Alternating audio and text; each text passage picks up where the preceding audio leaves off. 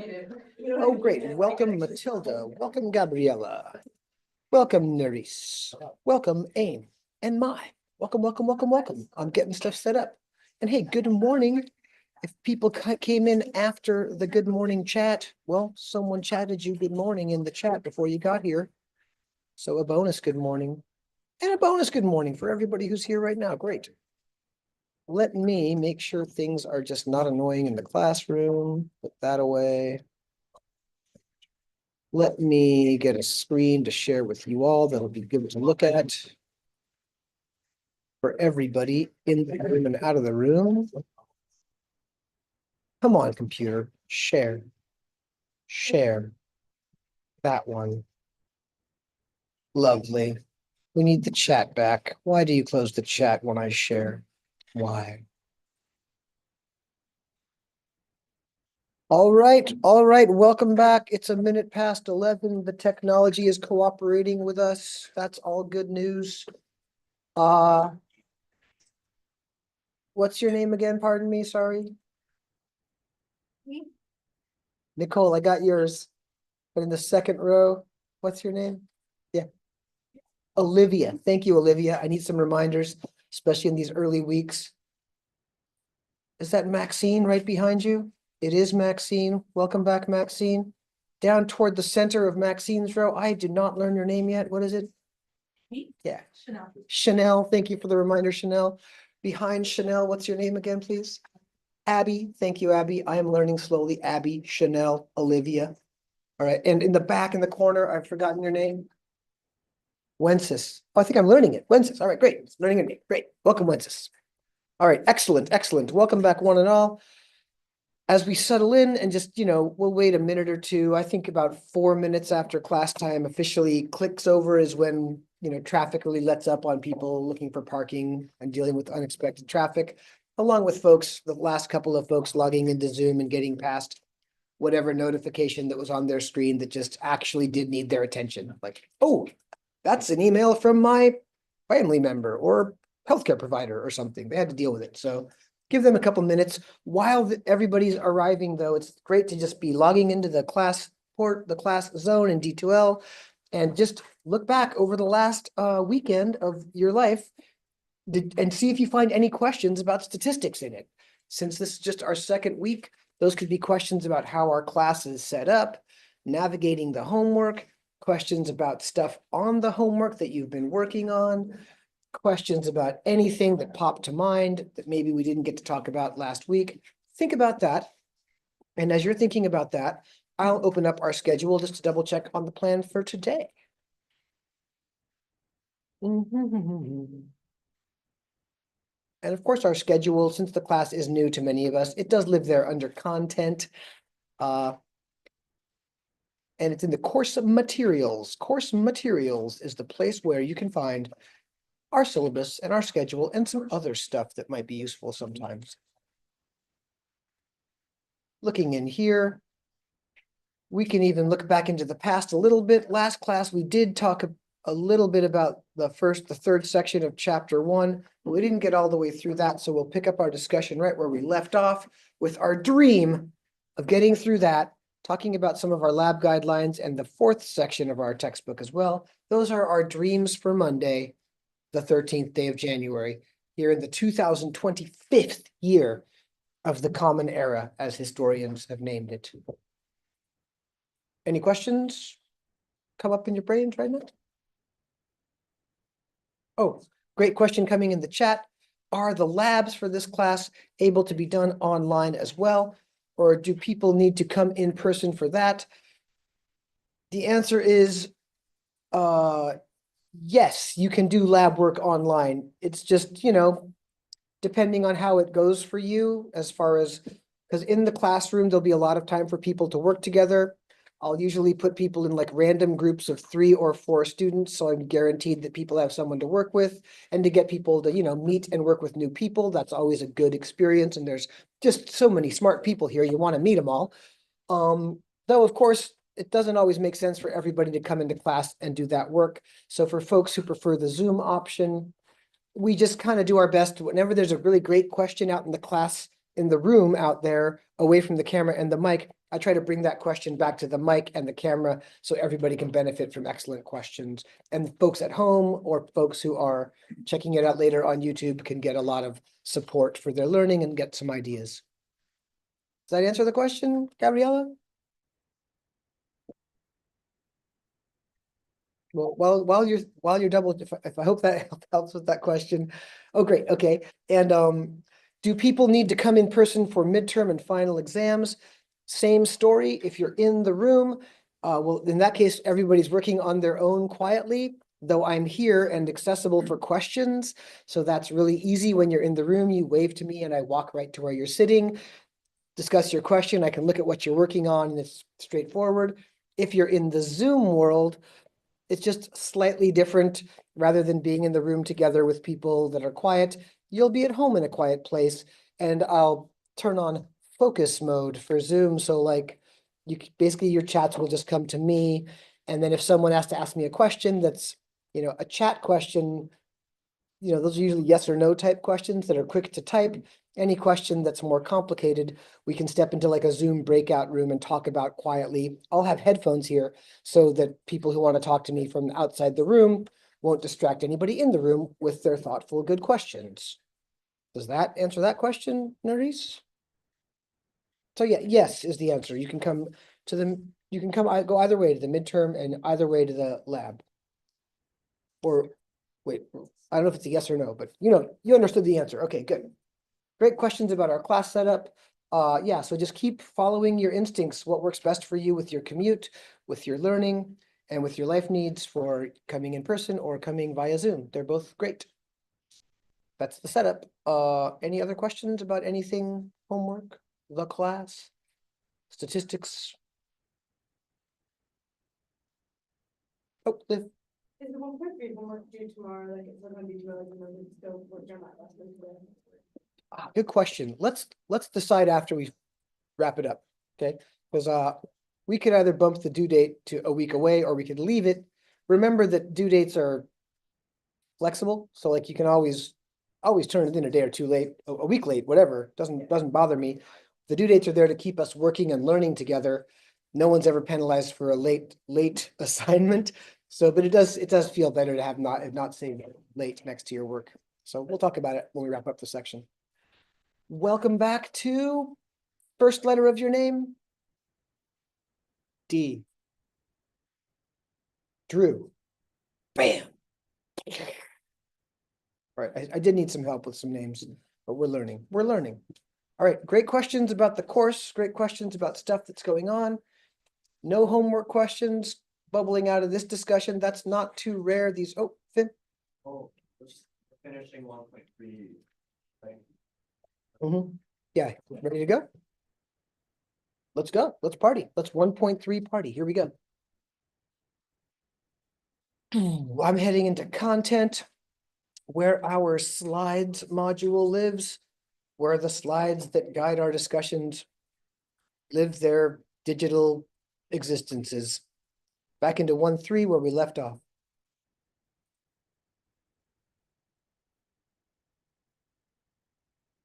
Every time we kind of pick up one in the middle, like blazingly fast, review some of the ideas that we already talked about last class.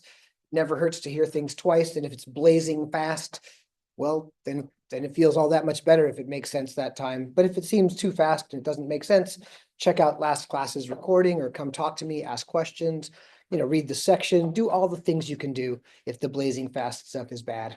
Here we go. We talked about a lot of terminology, population and statistics. That's the largest group to which your research question applies.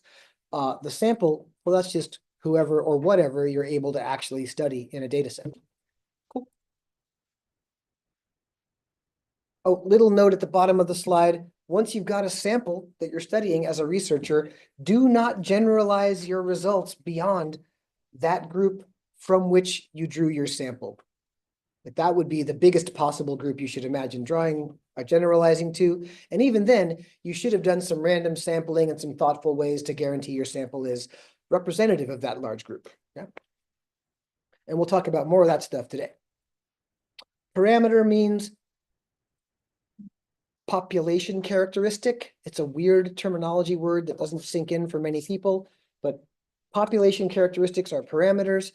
Sample characteristics are statistics. So statistics are easy to calculate using data, and we use them to estimate population characteristics, parameters. And there's some symbols that we'll see all quarter. No need to review those quickly. Anecdotal evidence, that's stuff you can gather with your own eyeballs or from your own personal experience. It's almost always limited to a very small sample. We talked about how that might not have convinced people that smoking is all that dangerous, say 100 years ago or so. In stats, a census is when you are able to study the entire population of interest. That's possible in settings where the whole population of interest lives in a data set. Like if you are Mark Zuckerberg and you want to stop fact checking on Facebook, well, you can see what happens to the data on Facebook and still consider that stuff yourself because you have all the data, though the users certainly don't. In any case, it's rare for a large group that a census is possible, so we usually sample in most research settings. And I hope you're not Mark Zuckerberg. Please don't be Mark Zuckerberg. Just don't be that guy. Okay. Lots of reasons that censuses are hard to take. We talked about some last class. There's this great analysis about making some soup. To get a good sample from a large population, think about tasting soup as you cook it. Before you taste soup, you stir it up. That's the whole analogy. Stirring is randomization. If you randomize in the process of taking a sample from a large population, you're more likely to get a more representative sample. That's been tested again and again by researchers in many, many, many fields, and it's a truth. The not intuitive thing is at the very bottom. Oh, is it not even on this slide? Maybe it'll come up later. If you've stirred up soup really well and a spoonful has the flavor of the whole pot of soup, does it matter how big the spoon is? No. Sample size doesn't even really matter that much. If you have good representative sampling techniques that are randomized, sample size is not that big of a deal beyond big enough of a sample to learn from. There's sort of a diminishing returns for sample size at some point. And we'll learn about why that is later in the course. Okay, that was the blazing fast review. Let's slow down to human speed. This is the slide on which I looked at all that text with 2 minutes left in class last Wednesday and said, no way, we're not even going to bother with the first one. I really wish it just showed one at a time. I can do that. I have powers. Watch me. I want to see things one at a time power I have on Zoom. Check it out. Look at this cool box. See you later. Just wait. We'll come to you later. And look, I got brown. Brown, that's not a very popular highlighting color. Well, let's make it brown and orange and look like a cool sports team logo. A Grow sports team logo? Brown and blue? Is that classier? They're just colors on the screen. But let's look at these one at a time, just shutting off the bottom two just to focus our attention. Okay, we talked briefly last class. What does biased mean in statistics? Yeah, the short description in statistics, when someone says something is biased, whether it's a study result, a sampling procedure, etc., it's not referring to the preferences or prejudices of the research team. Those are regular life biases. Biased work in statistics is whenever things are not representative. Usually means you're going to be led astray because either by bad design or maybe by just bad luck, you ended up with a biased sample that's not representative of the larger population. So sampling bias is what researchers want to avoid. This slide has 3 common types of bias that arise in many studies, the first of which is selection bias. That's when the selection procedure for the sample systematically excludes some segment of the population. For example, if a survey is done using random digit dialing, no one without a telephone can possibly participate. Right? People without a telephone may have different opinions than those with a telephone. Definitely, especially if they're questions that are affected by people's income or wealth. In modern times, having a phone is crucial to participate in many parts of the job world and the economy. People who can't afford that are in dire straits. So if you want to have people in dire straits in your sample, you better not be using random digit dialing. Oh, hey, no. Just a little too loud. I couldn't distract. Thanks. Blame one another, I would recommend. Yeah. Just. But if it's a good question, good comment, just share it with all of us and we'll bring it into the whole discussion. I don't want to miss a good idea. Oh, to avoid selection bias, the idea is in the design of drawing your sample from your large population, figure out how to give every person you're interested in for your research some chance or as close to an equal chance as you can to join the sample. So ideally, you'd give everybody the exact same chance who you're interested in to be in the sample. That would eliminate selection bias. That's almost always impossible in large, complicated situations. So you just do your best. And researchers are well aware that this is a challenge they have to deal with. Oh, whoops. Okay. Next example is called non-response bias. It's well named. If you set up a survey or a study design and only a small fraction of the people identified as subjects choose to respond, well, that's not good. You don't have a very complete picture of the random group you're curious about. So small number of responses can end up making a sample not representative of a population. People who choose to respond may have different opinions than those who choose not to respond.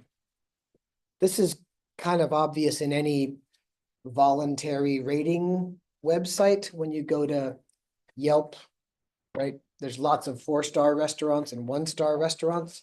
Strong reactions inspire people to go give some feedback. There's not as many 2-star and 3-star reviews just because if someone doesn't really care too much one way or the other, they usually don't care too much about a survey. There's also, when you're studying things that involve how busy people are, busy people tend to ignore numbers they don't know. If you're doing a phone survey, busy people tend to ignore emails about surveys that will take 15 minutes if they want to get to the work that's more important to them at their job or in their life. So non-response bias happens all the time, and there's just ways to try to still get a hold of those folks who may not be interested in participating, because they might be interesting people. They might have good reasons to not respond. And response bias, well, not the opposite of non-response bias. That would be complete participation. It's not biased, it's good. Response bias is when a survey is written in a way that kind of leads respondents to respond one way or the other. Maybe inaccurately, or maybe if they just had heard the question a different way, their honest answer wouldn't be the one they're going to give. This can happen if questions lead respondents in a certain direction. If the interviewer or question writer, survey maker is kind of unable to hide their personal preferences and is kind of framing questions in terms of their, what they'd like to hear. If you do respond to political polling during election campaigns, you'll learn a lot about response bias by the styles of questions you get asked and how they're asked. But if you're in a fun mood, you can talk to the people about it. It's pretty fun. Doesn't really do much, but it can be fun. This one is this is a tricky one though. I've tried to do some survey work in my teaching work just to like learn more about how do I okay, one of the issues that I work on as a teacher is reducing costs for students. The easiest way for a teacher to reduce student costs is have no cost materials. That's free textbooks, free access to the web. And don't use any fancy software that costs a subscription fee. Make sense?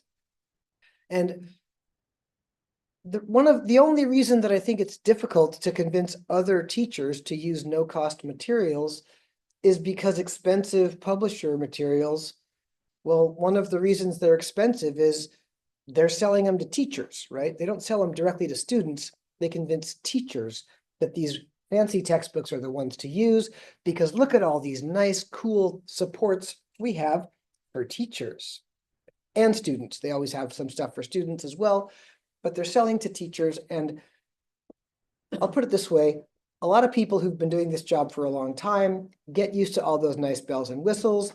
Publishers will also happily buy you drinks and meals. They're nice. They have money. They're wealthy, so they will give you money in the form of foods and snacks, and even in the form of cash.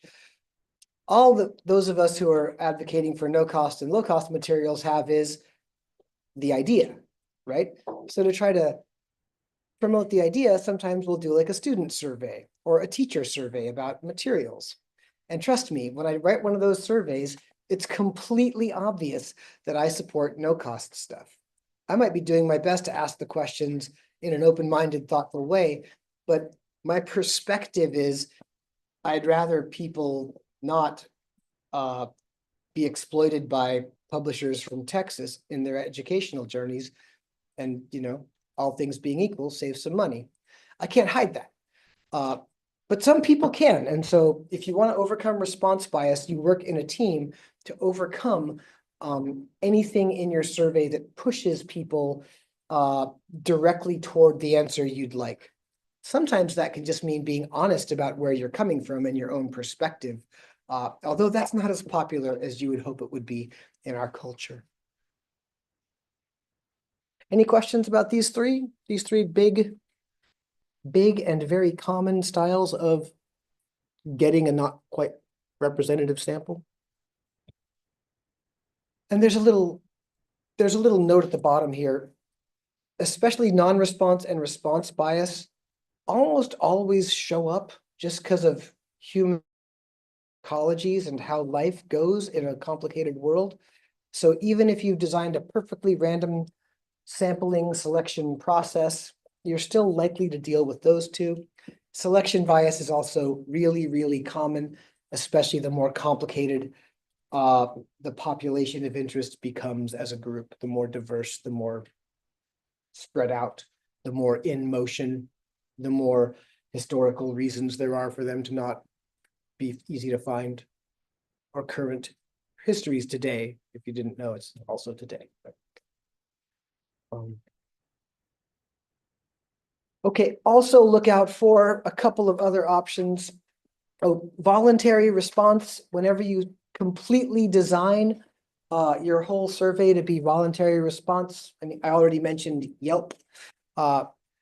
People only are going to respond with strong opinions. So you just get this automatic huge dose of non-response bias because people who don't care that much just don't bother. You're never going to get a representative sample that way.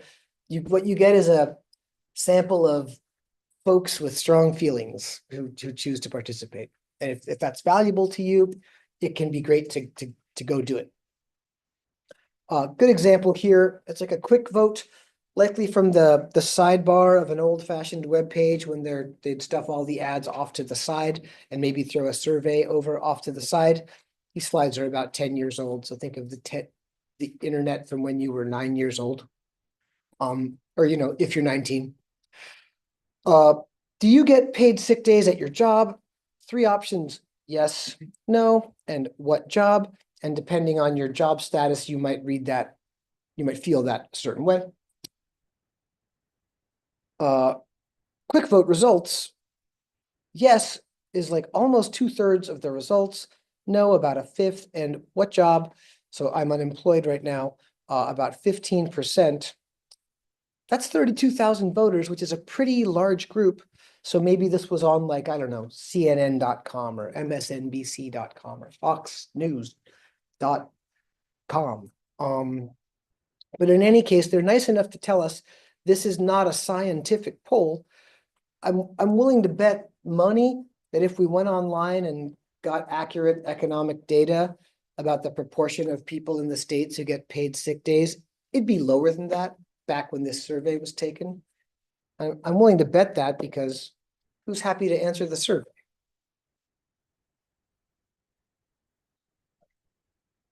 Okay. Yeah, like I have a solid contract with sick days, personal days, raises, because I am organized with a very active, committed union, right? So, and people in a situation where people are organizing together and they guarantee good working conditions get sick days. Too many people don't get sick days and are unable to organize in the situations they're in. If I didn't have sick days, I wouldn't have read past the "do you get paid sick days?" I'd be done reading the little sidebar and I'd be going on to the next website, right? But you know, some people are participating. That's nice. Oh, and there's the favorite sampling style of the statistics teacher is called a convenient sample. So we've already had lots of examples of 100 introductory statistics students were surveyed, and it's nearly always just the students in the room the day that instructor made that survey. We should never generalize those kinds of results. Those are just the nearest people. You can really consider a convenient sample, people right near you, either in the room with you or who are in your direct, like if I sent out a survey to everyone I know via social media, like my YouTube pals and my Facebook middle-aged friends and my slightly younger middle-aged Instagram pals, that's just a convenient sample. It's just people I know. So they're not representative of any group other than people I happen to know for some reason. So just, you can learn things about the groups that you do end up getting from these types of samples, but you're only learning about the group. You're not learning about a larger group. All right, so you can learn things from biased samples, but only about the sample itself. And you want to be well aware of the limitations of who ended up in the sample. All right. Oh, old-timey example, recognize these old guys? That guy on the left, Alf Landon, just ALF Landon. And the guy on the right is Franklin Delano Roosevelt. There you go. History, yeah. In 1936, that's a long time ago, when my father was 3 years old, Alf Landon sought the Republican presidential nomination, opposing the re-election of Franklin Delano Roosevelt, FDR for short. Spoiler, who won the election?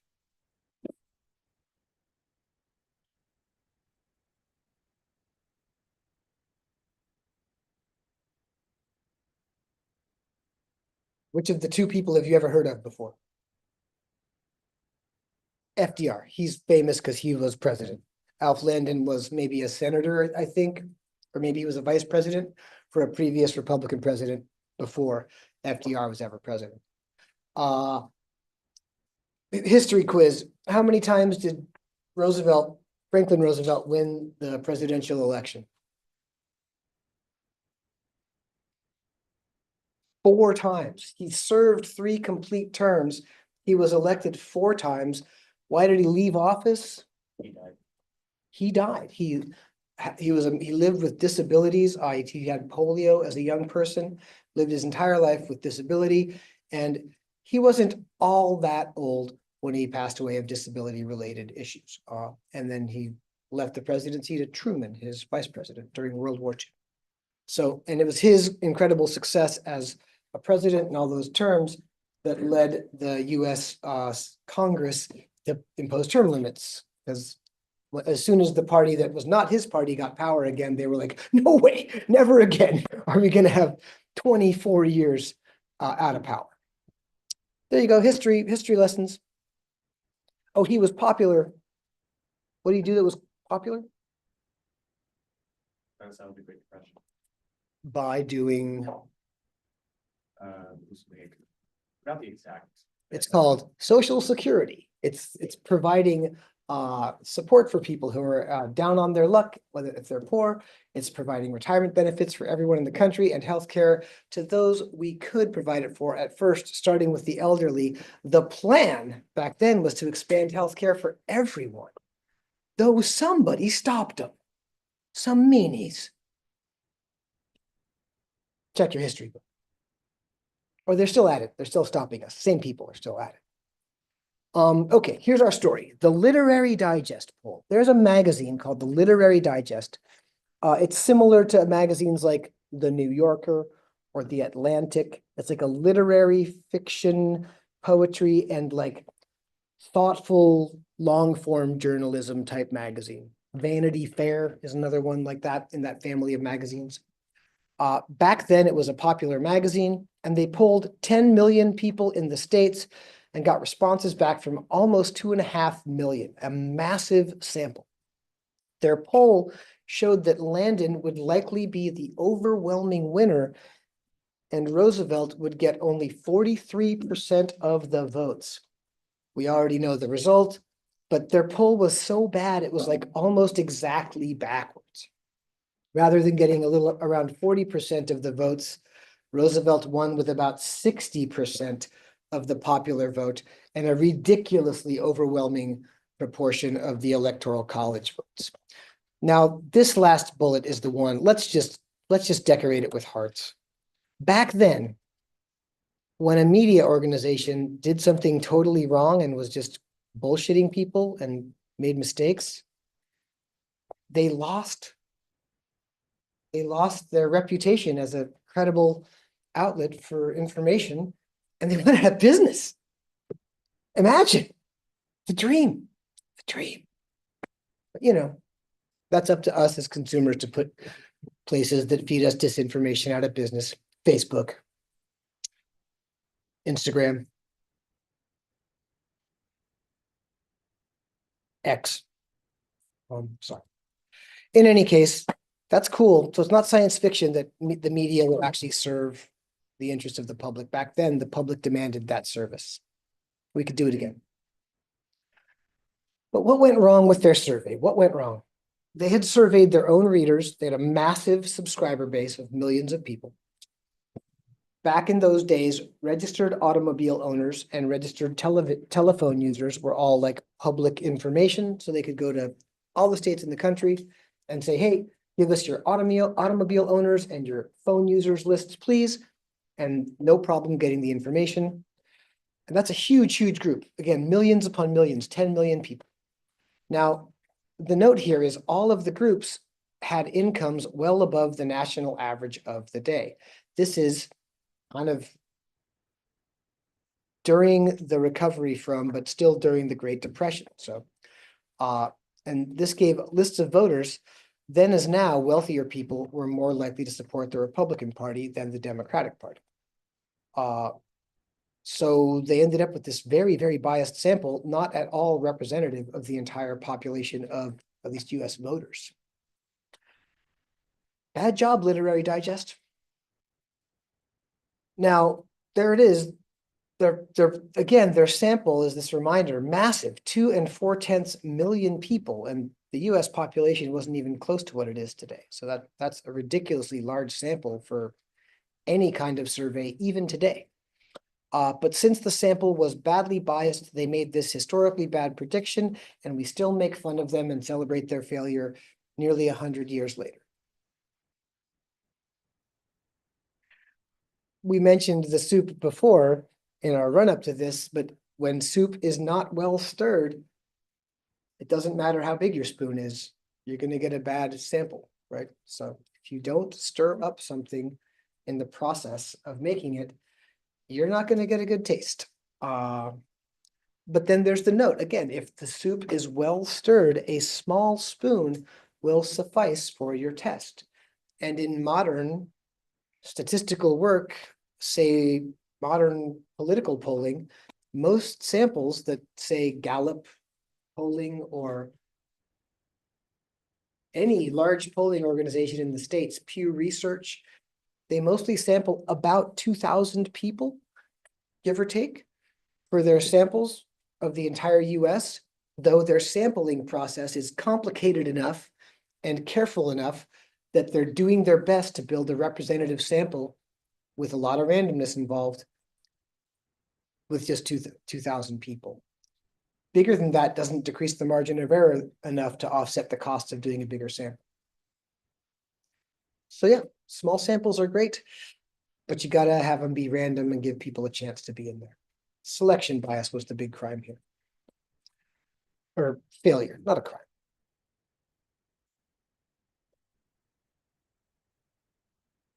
Wait, any questions about the 1936 election just before we?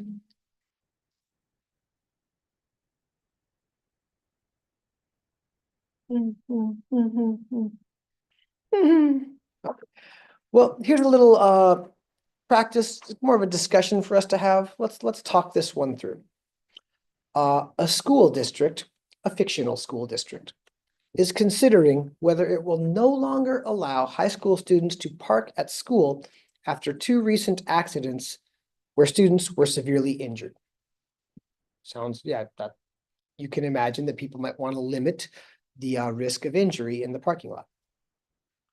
As a first step, the school surveys parents by mail, asking whether or not parents would object to the policy change. They send out 6,000 surveys, so a huge high school. 1,200 are returned. Of those 1,200 completed surveys, 960 agreed with the policy change and 240 disagreed. Which of the following statements are true? You'll notice at the bottom, there's lots of options for 1 or 2 results being true. Let's just talk through them one at a time and then check our result at the bottom. Let's go as a class. Number 1, true or false? Some of the mailings may have never reached the parents. Oh yeah, that's straightforward. Things can get lost in the mail, for example.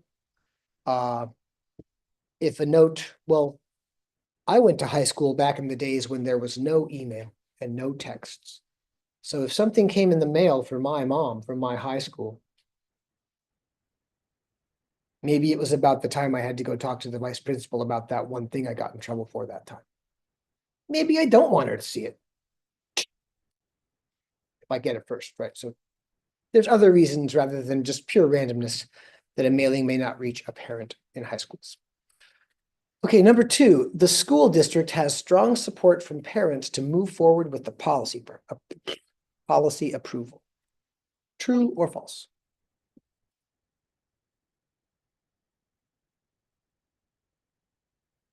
Got a false?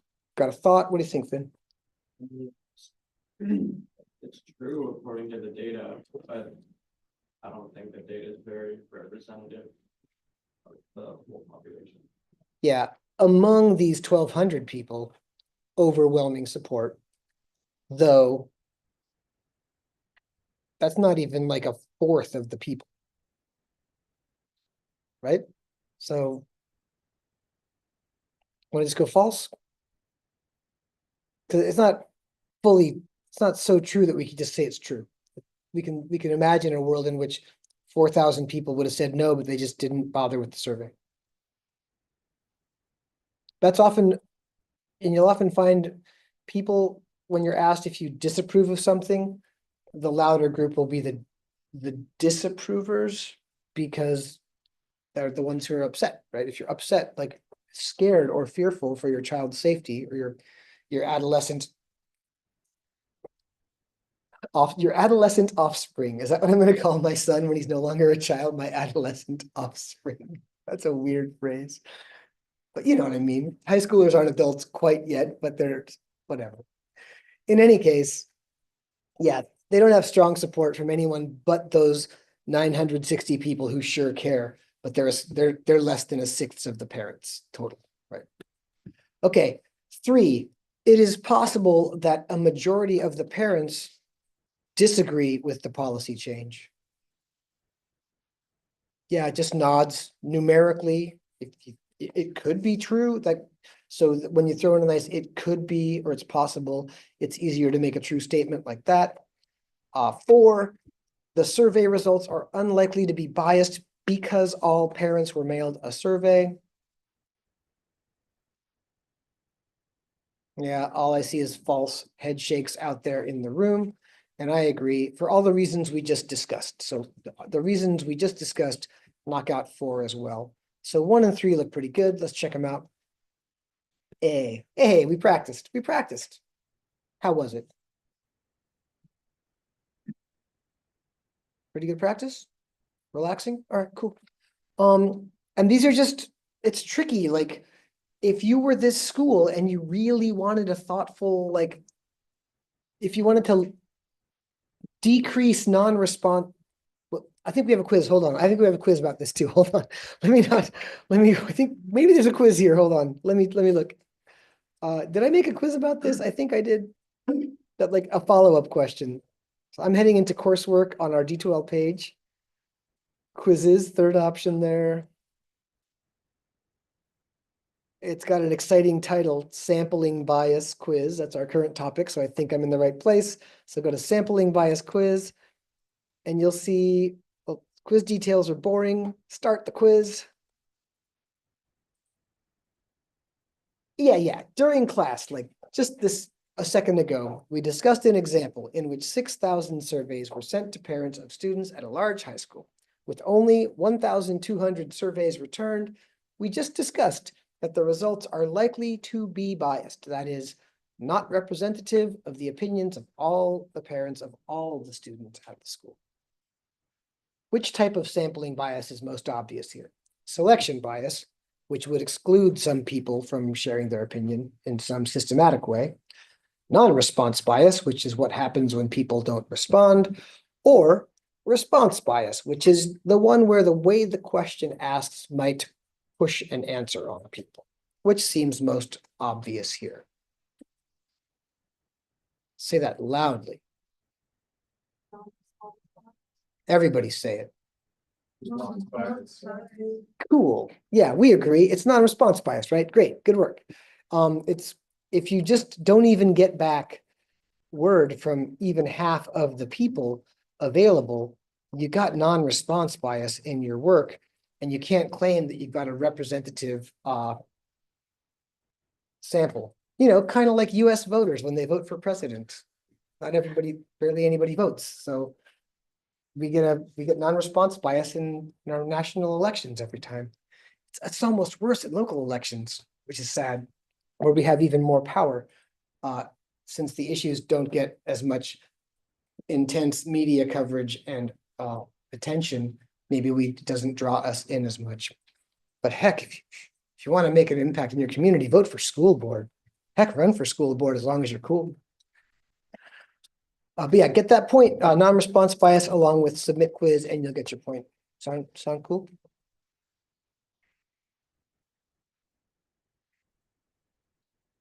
Sweet, okay. Oop. Okay, now a couple more notes about when you have two variables of interest that may have a relationship between them, a correlation relationship, or even a causation relationship, depending on the situation. There's names for pairs of variables. One's going to be called the explanatory variable, the other the response.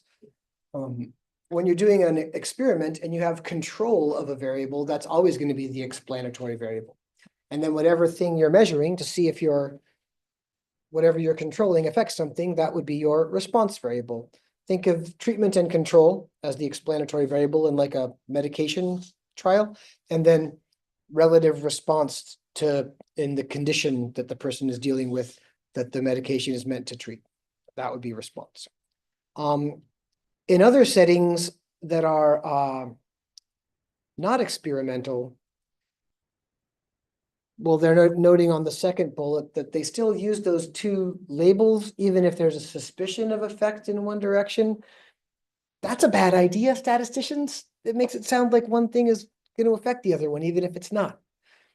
Like back when we looked at the graph last week of possum head shapes in measurements in two directions, remember? Like it was like long possum length of their head was the horizontal axis of a graph, and the width of their head was the vertical axis, there was definitely a relationship, but there's not any causation there. But statisticians would still say, because head length was on the x-axis, that's just where they always put the explanatory variable. So they'd still call the skull width response, even though there's no direct impact there. Bad use of language, statisticians. It's not our only poor use of language in stats. We'll need a couple of other ones as we go along. It's great for experiments, bad for observational studies language-wise. Sorry, Olivia, just practicing your name. Sorry, Abby. Sorry, Wences. Sorry, Drew. Sorry, Chanel. Is that right? Boom. Bang. We're learning. Okay. And again, a reminder, an observational study is any research situation in which researchers collect data while not interfering with how the data arrives. So unless you count response bias, that might happen in any setting. But the idea is researchers are observing their subjects and are able to, record either from surveys or from direct measurement or direct observation characteristics of their subjects, and that will earn them the right to talk about association or correlation with relationships. And they'll still name things explanatory and response variables because it might make sense in some settings. Oh, think of a medical study where you cannot do a drug trial, like we talked about anecdotal evidence and smoking research. Well, the moment the medical community started to believe smoking could be really unhealthy, it became unethical to assign smoking as a treatment, right? Like you wouldn't do a treatment and control. You smoke, you don't smoke for 20 years and we'll see what happens. That was never ethical. So the only choice you have is an observational study. And definitely the explanatory variable would be cigarette smoking. If you're trying to establish relationships to what you could eventually conclude are its effects. But a single study can't show that causation. It takes decades of research. Now, in an experiment, that's when researchers can randomly assign subjects to various treatments in order to establish causal relationships or to establish causation between the explanatory and response variables. There's a limitation here too.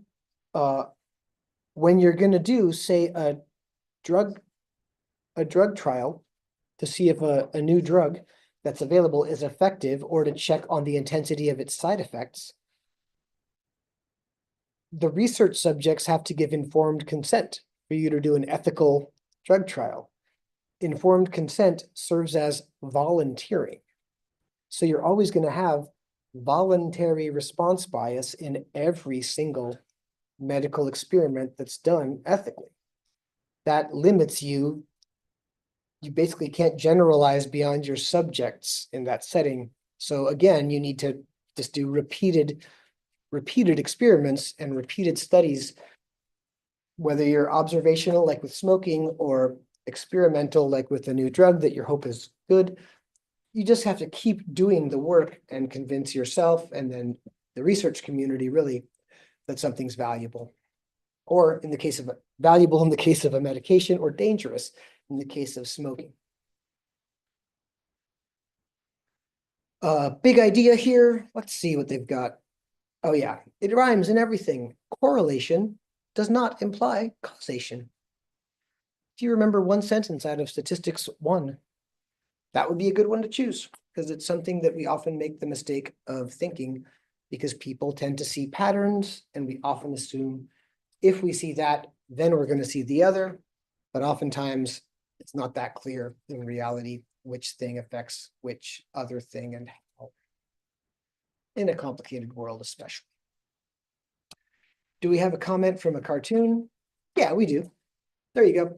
Okay, 3-panel cartoon. If you can't see it where you're sitting or on your device, first panel, a bald person says to a person with lovely hair, "I used to think correlation implies causation." In the second panel, the bald character continues, Then I took a statistics class. Now I don't. And in the last panel, the person with lovely hair says, sounds like the class helped. To which the bald person responds, well, maybe.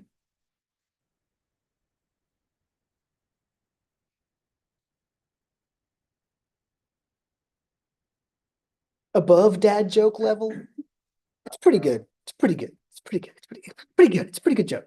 If it wasn't so badly acted, it might have sunk in better. It's good. But if you like kind of nerdy humor, that cartoonist, I forget his name, but his cartoon strip is called XKCD.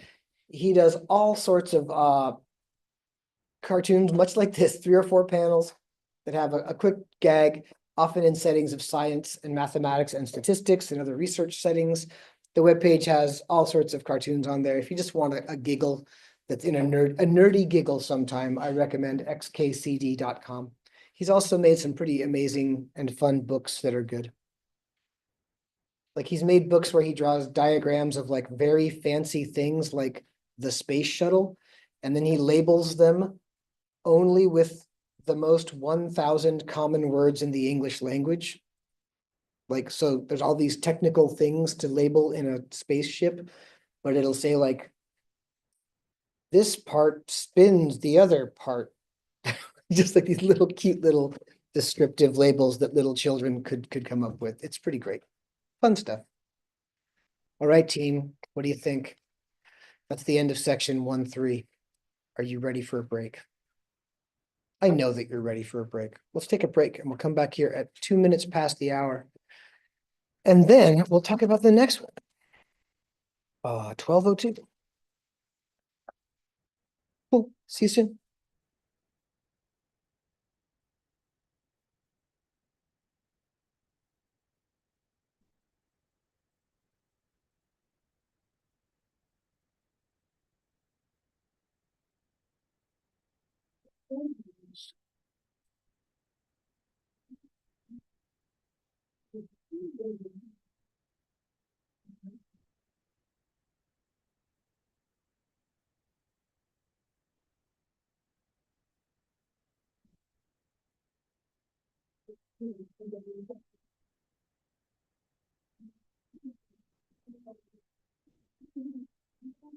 It started, there's a couple of where they have like, We usually go out. And that's when we usually like mosey around too. You might start talking. When you walk in, but I think, okay. I don't know if you. That would,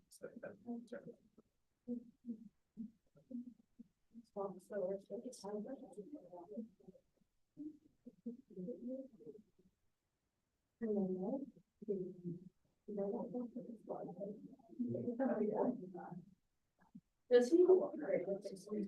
You're actually, I'm a guy, but it's actually, I mean. no, we don't. So. We're not looking at we go essentially follow to the main path. We actually see the number of people who are straight without them.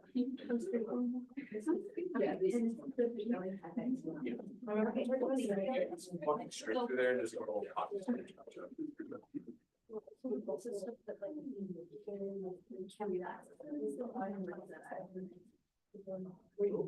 Otherwise.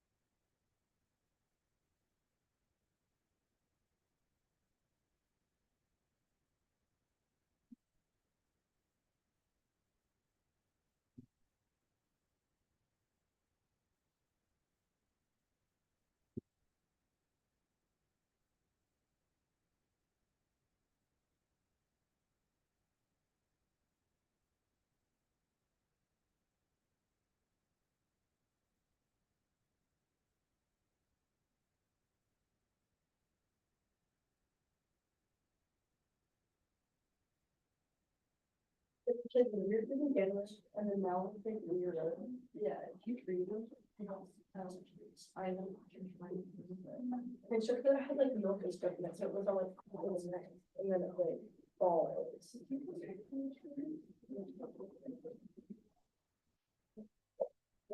Oh, no, like.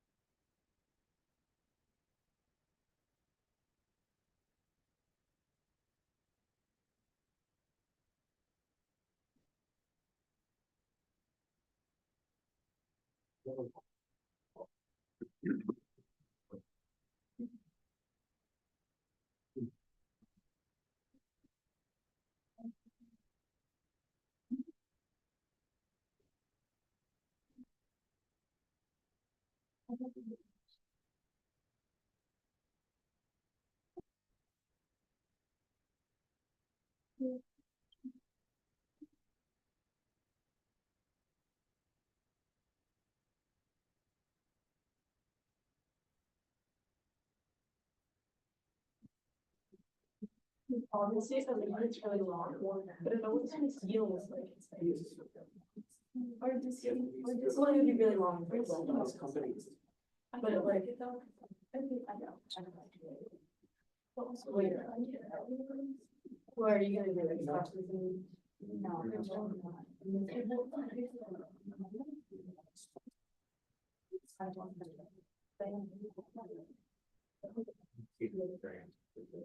But I'll go all you. I'm gonna work. Yes.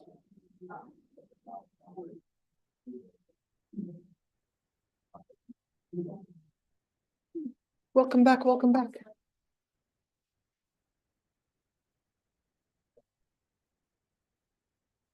What do you say? Next section, stay on track?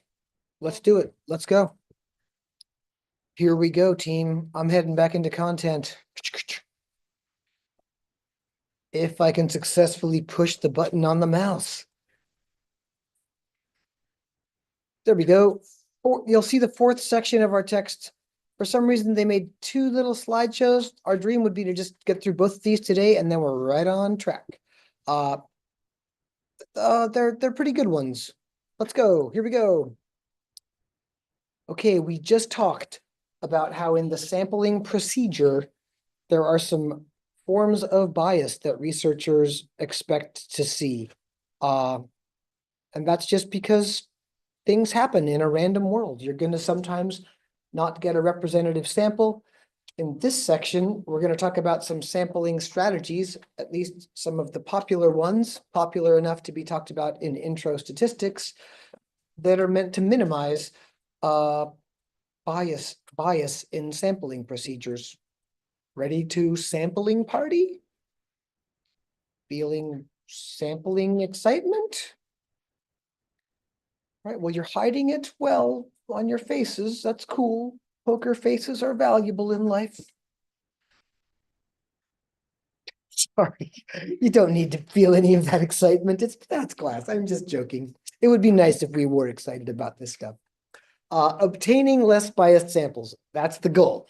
Almost all statistical methods, in particular, when we want to use our sample data and generalize to make an inference about a population, those methods of like making an estimate with a confidence interval or seeing how likely our data looks under an assumption about the population, using what's called a hypothesis test. We'll study those later in the quarter. They depend on like being able to believe we have a random representative sample. So the methods don't work without that. When data are not collected randomly, that's using a random framework from a population of interest, statistical methods, estimates and errors that we can use in our analysis just break down. They don't work. The three most commonly used random sampling techniques that we name on this slide are called simple random sampling, and it will not get any simpler. You're going to like the name. It's a good name. Stratified random sampling and cluster random sampling. It's not clear why they're named that until you see what's going on. And there's a fourth one that was really popular in olden days, less popular in modern times, called systematic sampling that we'll also look at. That's still useful today, just in fewer settings than it once was useful. All right, here we go. Okay, simple random sample. Our slides maker made pictures to help us kind of visualize how these work. If you were to imagine every little dot in that rectangle, so if you can see the rectangle, it's got, I don't know, around 100 dots, give or take. And you just imagine that however many that you want. So here it's randomly select cases from the population. When it's perfectly random, of course, there's no connection between any of the points that get selected. It's totally random. So if we count them up, we got 1, 2, 3, 4, 5, 6, 7, 8, 9, 10, 11, 12, 13, 14, 15, 16, 17, 18. I would have said 18, but I wanted to double check because I've seen the slide before. But yeah, just any 18 of those dots could have lit up. Any 18, perfectly randomly. Make sense? Simple? I mean, I'm talking about if you threw all the dots in a bag and shook it up a lot and pulled out 18 dots. It's that simple, the way that we do random selection in normal life, though nowadays it's usually done using a computer, especially with a large data set. To do simple random sampling, you need to be able to throw all the dots in a bag, or in this case, number every individual member of the population, 1, 2, 3, 4, up to, well, they use a capital N for population size, big N, big group. And then use a random number generator, which are available in all kinds of different formats. Every computer can do pseudo-random numbers that are good enough for most researchers. To select lowercase n, that's for us, that was the 18, sample size n 18, unique members of the population, the ones corresponding to the numbers they were assigned. Make sense? No problem in this picture right here. You just carefully number off every single dot and then randomly select 18 of the numbers, and that's your sample. Super relaxing. If you have a spreadsheet with your entire population, so you have access to a population, like say PCC has all of our current students, academic data, we can draw a random sample of PCC students of any time we choose, any day. Perfectly random. Make sense? Relaxing. All right. And the lovable properties here for statisticians, every single individual in the population has the same chance of being selected, an equal probability, no selection bias, none. Everyone has the same chance to be in the sample. Second bullet is cool too. Every set of sample size n individuals has the same chance of becoming the sample. That's kind of cool too. So every individual and every group of the same size as the sample all have the same chance of being selected. No selection bias. The happy dream world of statistics. Love it? I love it. It's lovable. And again, the reminder, the simple random sampling method, this gives the strongest confidence in statistical analyses that produce things like margin of error or error rates in the case of checking assumptions about a population. Really cool. Yay, simple random sampling. Love it, love it. Do you see the problem though? If this is the best one, why don't we just do it all the time?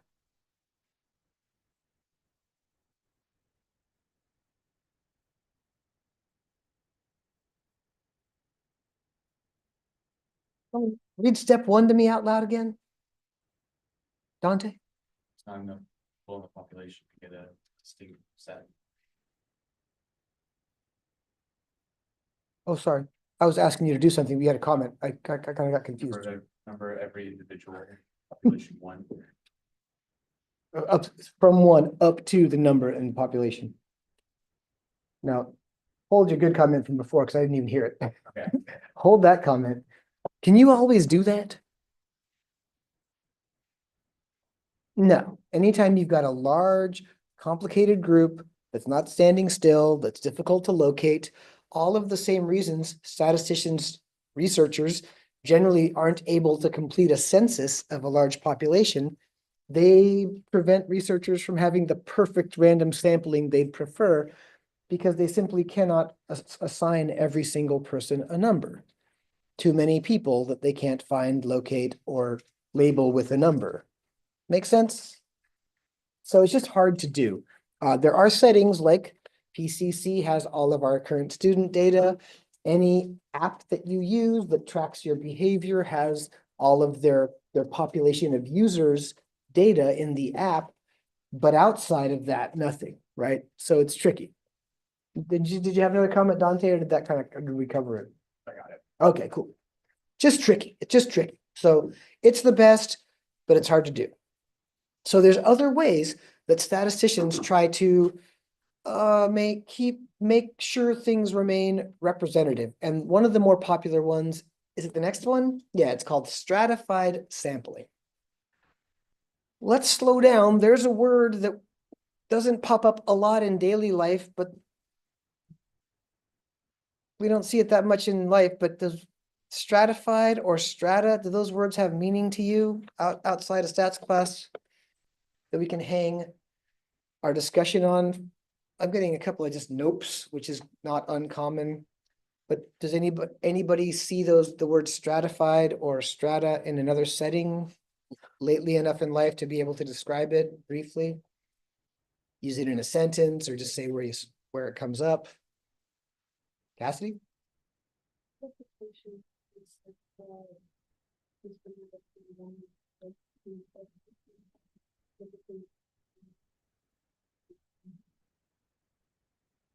People hear that? If you didn't hear that on the mic, think of stratification of societies, of resources in a society, typically in a pyramid shape in our current historical moment, right? Where very, very few people control the vast majority of resources.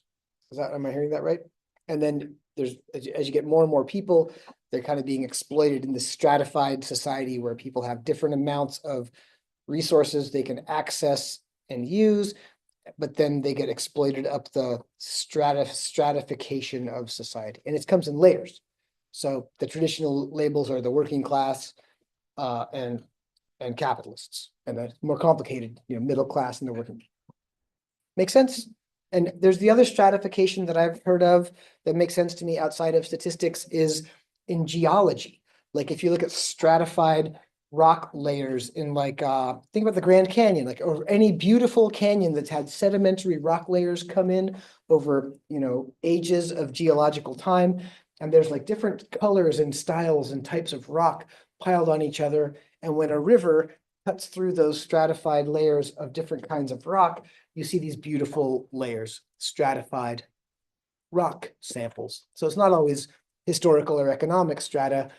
They can just be physical things that are different in layers. I have one more. A pleasant one, a layer cake. If the layers of the cake are different flavored, would be stratified. You could have a chocolate layer, a vanilla layer, and a third layer that would make the other two taste a strawberry layer, like a Neapolitan layer cake. Can you imagine how great that would be? Kira? I didn't quite hear what you said. The muscles in your heart? There's layers? There you go. So we're talking about layers. Even the muscles in our heart are stratified to do different things. And I'm guessing that's because they have to kind of push and pull blood in different ways, sucking and pushing blood in and out of our hearts so we can live. And it's so gross because it's all blood like squirting everywhere. Ew, ew, yeah.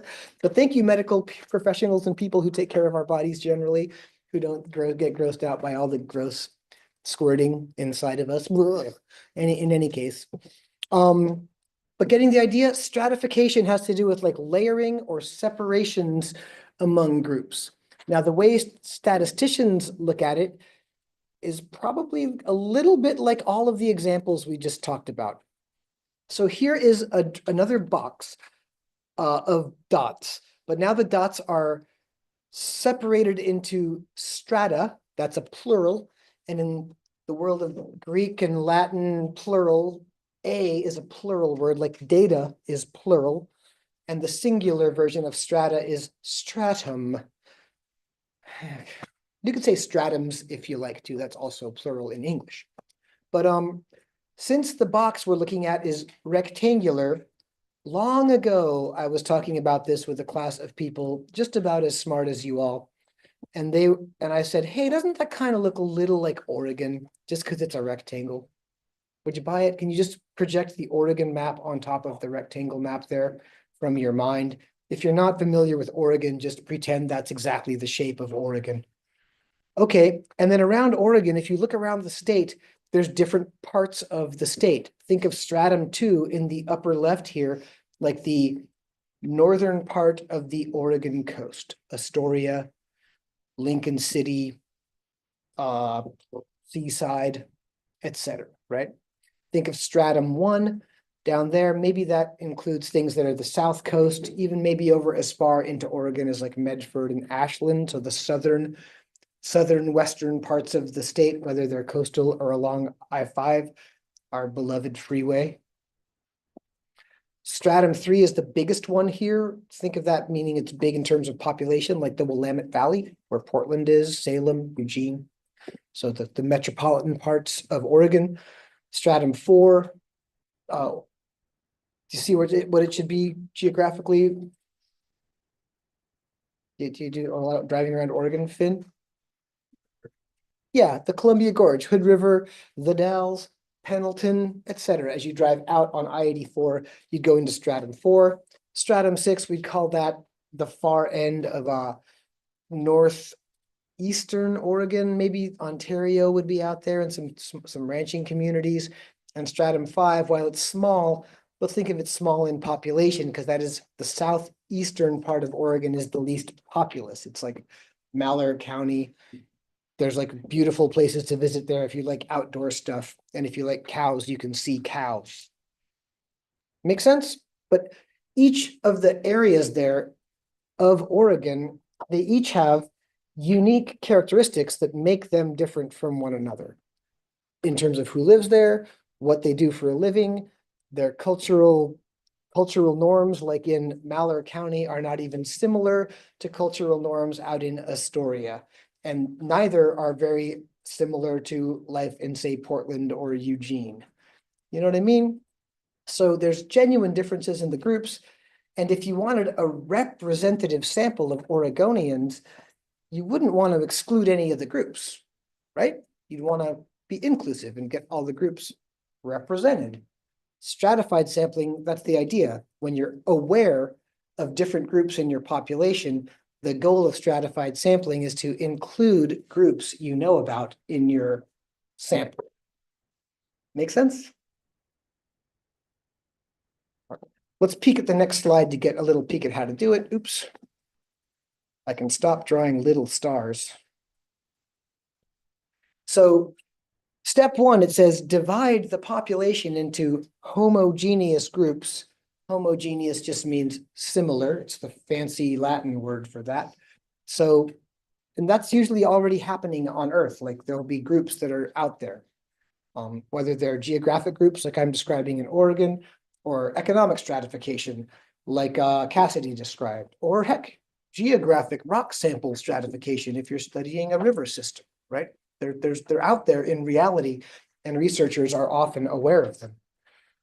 Then, 2, do the best you can to get a simple random sample to get individuals within each of the strata, ideally in proportion to in proportion to the size. So you'd sample more people from Portland for a sample of Oregonians than from Baker City, which is, you know, a small-ish, well, it's pretty big where it is compared to the littler towns like Dufur, but it's still very small compared to Portland. But Dufur is a cool town name. Sounds fun. Dufur. Not every group of the same sample size, N, has the same probability of being the chosen sample. They ask why on the slide. It's kind of a hard question, though. Does anyone's mind just immediately go, oh, I see? Like, let me just show you the slides again with the two different methods. Stratified sampling, if you know about, say, 6 groups that are different, you want to guarantee their inclusion. So you draw from all the groups, okay? Now, back in the simple random sampling world, you just ignore the groups you know about and depend on randomness for your representation. Let me just draw a couple of circles here. They're not going to be circular circles. Like if that was the Astoria zone, you know, cool, they got selected. If this was the Medford and, you know, Southern Coast zone, great, those two got selected. If this big chunk here was the Portland, you know, Willamette Valley, all that stuff, cool. Lots of selections there because it's a big group. If this here is the Columbia River Gorge, all right, great. You got some folks from Pendleton and Baker City, etc. If this was all the way down to Ontario, see what I'm saying? Oh no, look, in the smallest zone down there, just randomly, if it's a purely random sample, you can miss a group, right? So if you want to guarantee inclusion, you give up on the total randomness and you do stratified sampling. And that's kind of a good idea for a smaller sample from a large group, right? If you want to guarantee inclusion, you should do some stratification to do that. That's how you get it in a research setting. And inclusion's great in just every aspect of life, especially research. Yeah, so you give up a simple random sampling property, but you guarantee representation of groups you know about and might be concerned about in your research, whether it's an economic setting, geographical setting, geological setting, anything we talked about, medical. Okay, now, ready for a little bit of confusion between stratification and clusters because they're different and they kind of look the same, but they're just a little different. Ready for a little confusion? This is your confusion warning, content warning, confusion. Right. Okay, clusters. There's a box again, same number of dots. Now we have a different number of groups. There's 9 clusters there. The description here is weird. Let me read it aloud and then we'll try to switch it over into daily language / understandability. Clusters are existing subgroups of a population. Okay, great. Often with heterogeneous observations. Does that make sense, that second part? It means they do that. There's a lot of differences among the members of each cluster. Now, they didn't even bother to spell out the heterogeneity, long word for meaning the diversity of each cluster, the mix of characteristics in each cluster should look just like the mix of characteristics out in the population. Each cluster should be a fairly good representative sample of the larger population. Think of clusters of caramel corn. It doesn't matter which ball of caramel corn you get out of the freshly made caramel corn balls pile. They're all good. They all taste like caramel corn. Make sense? Clusters look like each small group looks like the larger group. Now, the thing here is researchers can then just choose a set number of the clusters. Here, they've just lit up cluster 3, 4, and 8, and then do their best to contact everyone in each cluster. That can be, well, usually preferred for economic reasons is if you're traveling or moving around to talk to people, the closer together they are, the less time and energy it takes. So I think my real life example of cluster sampling is if you just pick a neighborhood in a city that's got comparable blocks, like I live in the Vernon neighborhood in Northeast Portland. Block to block, there's a mix of houses built like in the mid part of the 20th century, the older housing, and like the newer and newer houses are kind of more and more rare, though in the last like 15 years especially, there's been a lot more larger homes being built and some like interesting like condo type things that are more fit on the blocks. But that's happening just randomly around the neighborhood. Pretty much every block has some of those new developments mixed in with the old stuff. The stratification of our economic status used to be a lot bigger. The neighborhood was much more affordable when I moved in there. It had a lot more racial diversity when I first moved there. And as the years have gone on and it's gotten more expensive, things have changed. But any year, if you wanted to learn more about people living in Vernon and talk to people about some detailed questions that would take time and energy, you could have picked 2 or 3 random blocks and talked to every home in that block. That would be easier than traveling the whole neighborhood to randomly selected homes and trying to check them off on a list. You just want to check off every house on a block. So each day you just go back and knock on the doors that the people hadn't answered yet until you're confident they're just never going to answer because they just don't like your look. Make sense though? If you can go into a space where small groups look like a large group, a cluster sample is a great way to go. This works at schools. If I want to talk to a random sample of statistics students, I wouldn't choose you all because you're a convenient sample, not at all random. But if I wanted to ask detailed questions of stat students, I might pick 3 random sections of stat students meeting, in a given quarter. I could get their class lists from their teachers and then ask them all some questions or ask their teachers to do it during class to drive up participation. Make sense? Clusters, they're just all the same. Think of a layer cake where all the layers of the cake are the same. They're all chocolate. You could just pull off the top layer and eat it, and it would taste just like the bottom layer, just like a slice in any direction. Clusters. I want some caramel corn and some cake. I want snacks.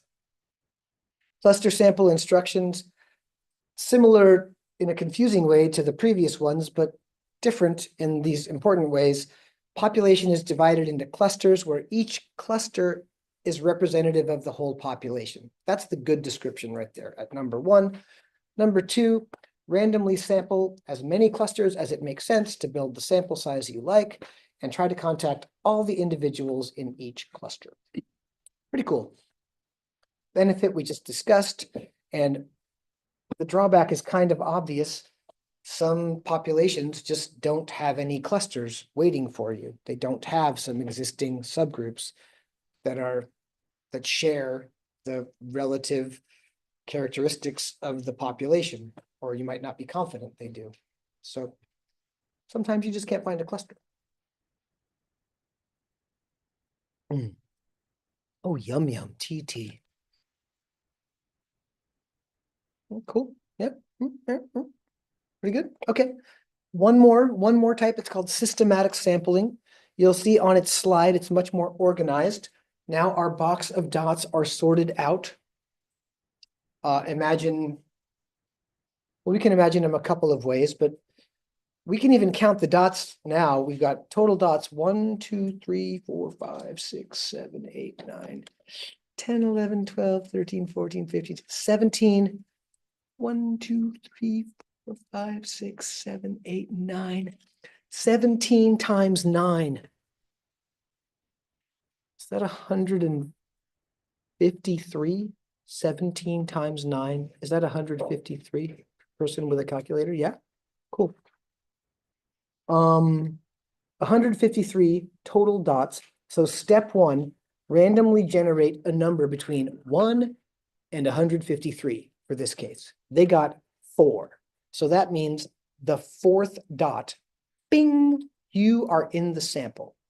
And if they want that sample of 18 dots like we got before in the other options, you just take your 153, divide it by 18, and the nearest whole number is 7. So then just count 1, 2, 3, 4, 5, 6, 7. You're in the sample. Oops, back. 1, 2, 3, 4, 5, 6, 7. You're in the sample. 1, 2, 3. See how it works? You just every 7th dot in this organized flow of dots joins the sample. Very cool if you have an organized flow of things coming your way. This is a perfect sampling method for quality control in any manufacturing process. If those are little blue toys coming off of a toy manufacturing line and you want to double check that they all have working remote control side to side strafing ability, so they are super cool and 8-year-old kids want to buy them, then you check, as many as you can check for quality control. And then you can do this method to pull that many off the line randomly or at least systematically and double check things. Make sense? This used to be far more useful for many more studies back in the days BC, before computers. Like, you couldn't use random numbers and computers to generate a random sample from like the phone book before you had a computer. You'd have to just have the phone book and like take, on this page, I'll take the 20th person. On that page, I'll take the 20th person. Or if you want a large sample, go every 20 on like as many pages as you can go through in the phone book. Every 20th page, take this many people, you could systematically go through large lists and that would get you samples. Now that those large lists live inside of computers, most people just use a computer to randomly draw rather than to systematically draw from a large list. But still, manufacturing, systematic sampling, very useful. And there's definitely other settings that would come up in reality where this would make a lot of sense for your sampling needs. Heck, even if you want to avoid convenient sampling in day-to-day life, like a lot of psychology students in college need to do surveys of their fellow students. And like, if you can figure out a way to like just every 5th person that walks by me instead of like the first people I can talk to just one after the next, that putting in the 5th person adds a little bit of randomness to the process. Anyway, it's still useful nowadays. Systematic sampling, yay.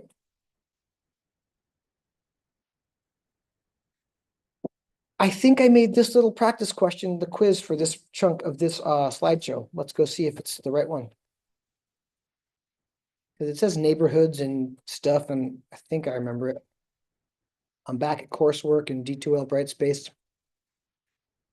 Quizzes under the coursework little menu there. Sampling methods quiz, pretty creative quiz name, you got to admit. Boring details, start quiz. Yeah, cut and pasted from the slide. A city council has requested a household survey be conducted in a suburban area of their city. The area is broken into distinct and unique neighborhoods, some with large homes, some with only apartments, some likely mixed as well. Which approach would likely be the least effective to gather a representative sample? Simple random sampling, cluster sampling, stratified sampling, or systematic sampling. And if you'd like a little brief reminder what each thing is, I'm happy to give it. But I'll leave you all to think or ask for further elucidation. Least effective. You can eliminate the effective ones too if you like. Got an idea, Finn? It's because it says that the area is broken into many distinct and unique neighborhoods. It would be most effective, or to get a good representative sample, it would be most effective to, I guess, have the sample on a more sort of random side and less clustered side, just because of that variable of distinct. Okay, great comment. Did everybody hear that in here? On the mic, if you didn't hear it, the idea is lean toward the more random methods, because with unique neighborhoods here, they're not really going to be good clusters. They're not, each neighborhood being unique would make it not representative of the whole population of people. And there's a direct message question here. Quick reminders of the types. Yeah, let me do them. Quick reminders. Simple random sampling, just what it sounds like. That would be the city council has a map of the city and just randomly selects locations from throughout the whole city, as many as they want to contact.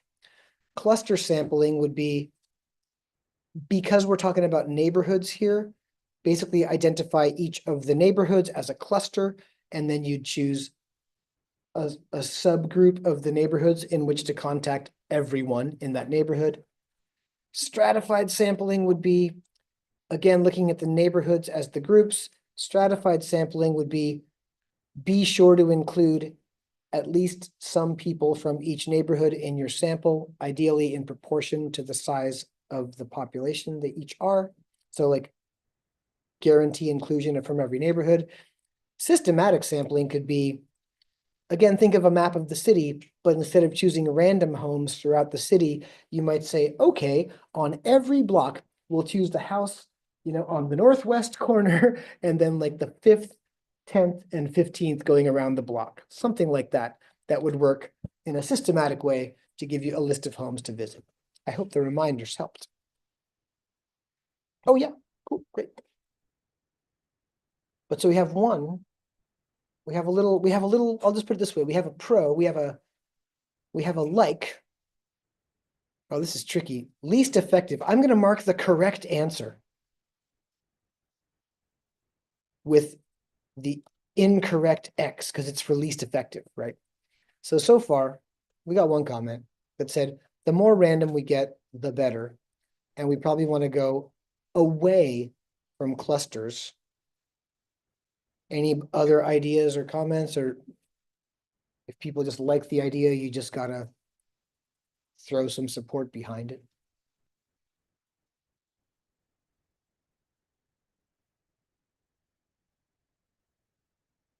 Or just stare at me with a poker face until class ends. Hold on, did I see a hand up here? I think systematic works well, so. Systematic well also, because it's gonna get you throughout the whole city if you do it well. Okay, good. It tends toward the randomness side as been described earlier. So that's probably not the least effective. And did Vince have a comment? Yeah, I was gonna say, I feel like, I mean, as far as the most effective method goes, I feel like it would be stratified because, again, the sort of distinct unique neighborhoods gets a little bit of data. So it doesn't.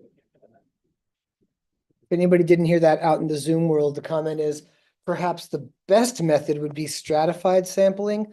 Idea being, since these are unique neighborhoods, you do want inclusion from every single one. They have unique characteristics, so don't exclude any. Okay, well, in the conversation, we've got positive things to say about 3 options and negative stuff to say about only 1. Is everybody comfortable with our sorting? We're getting some nods. That's better than a poker face. Nods. All right, thumbs ups. Great work, everybody. Among you, the quiet ones, I respect your quietude. I'm also quiet often when I'm not sure what's going on, so that's to be respected. But for your result here, don't forget, it's the bad idea for sampling in this setting. With unique subgroups, you would not want to use them as clusters. You'd be excluding people without whatever unique qualities you ended up with. Cluster sampling works when groups are similar to one another, not different. Cool. So submit the quiz once you've got cluster sampling selected, and you've got another point, or as I call it, an academic dollar. A unit of academic currency, a point. Cool. Great. Good work. Let's see what's back here. Oh, great little comment from a former student, Chris H. They were like I can remember their major. They went into dance. They wanted to become they were studying dance in school, like dance. All right. And their observation was stratified sampling chooses a couple from every group. Cluster sampling chooses a couple of the groups. Good way to like make sure the difference is clear in plain language.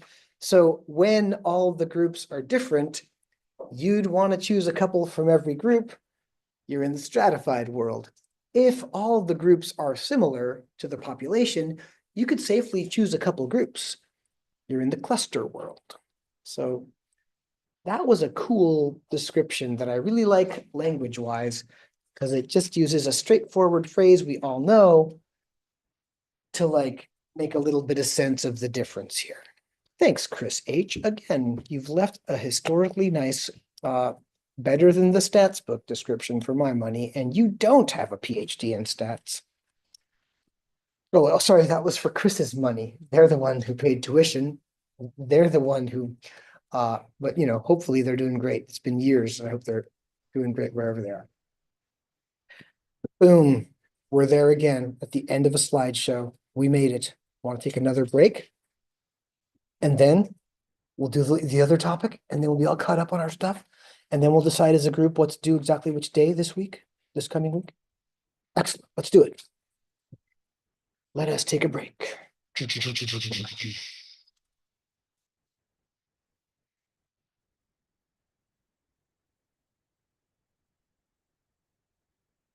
Home page is the best break screen. Boom. Oh, and we'll be back it'll be 54 minutes after our hour.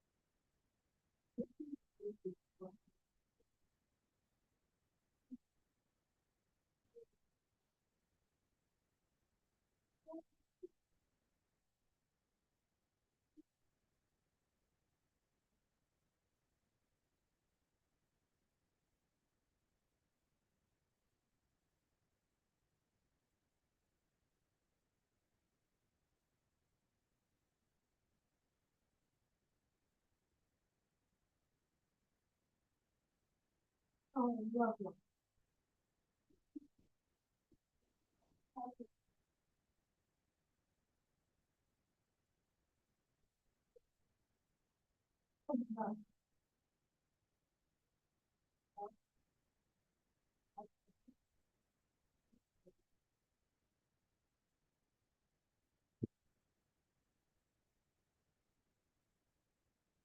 You guys have like real life mafia?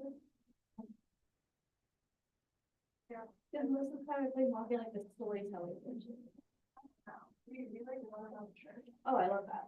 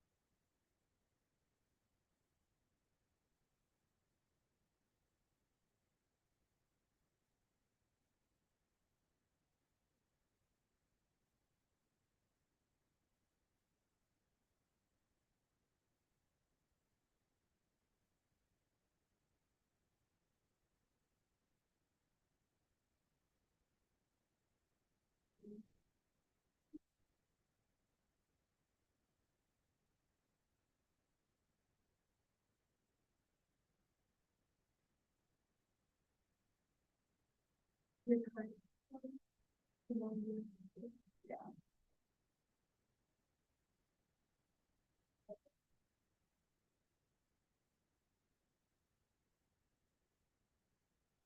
And then that's.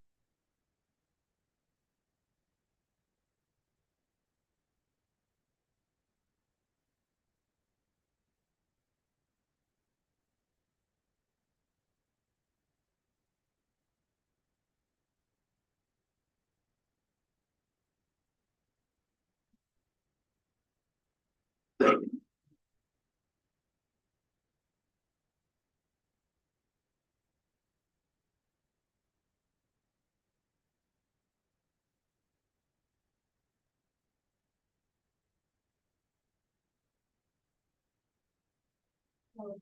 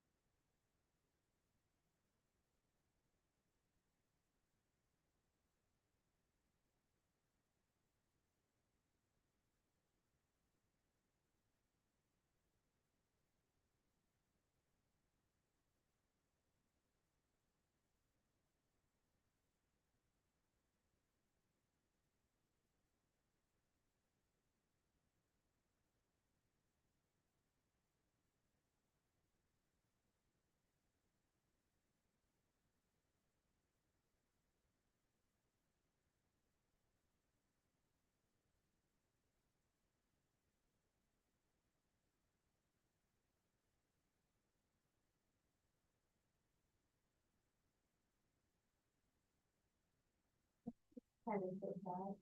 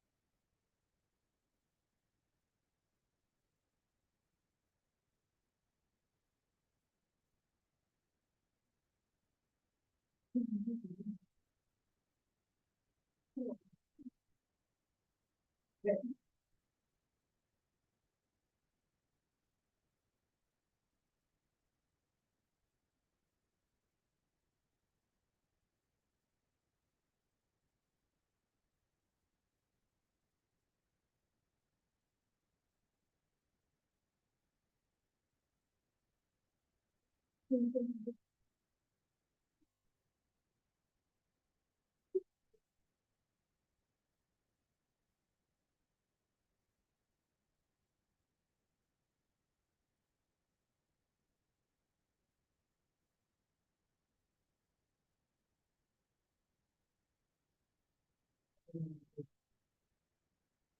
got sucked into a conversation in the math department. I'm not supposed to stop and talk to anybody on the break, but I did it again.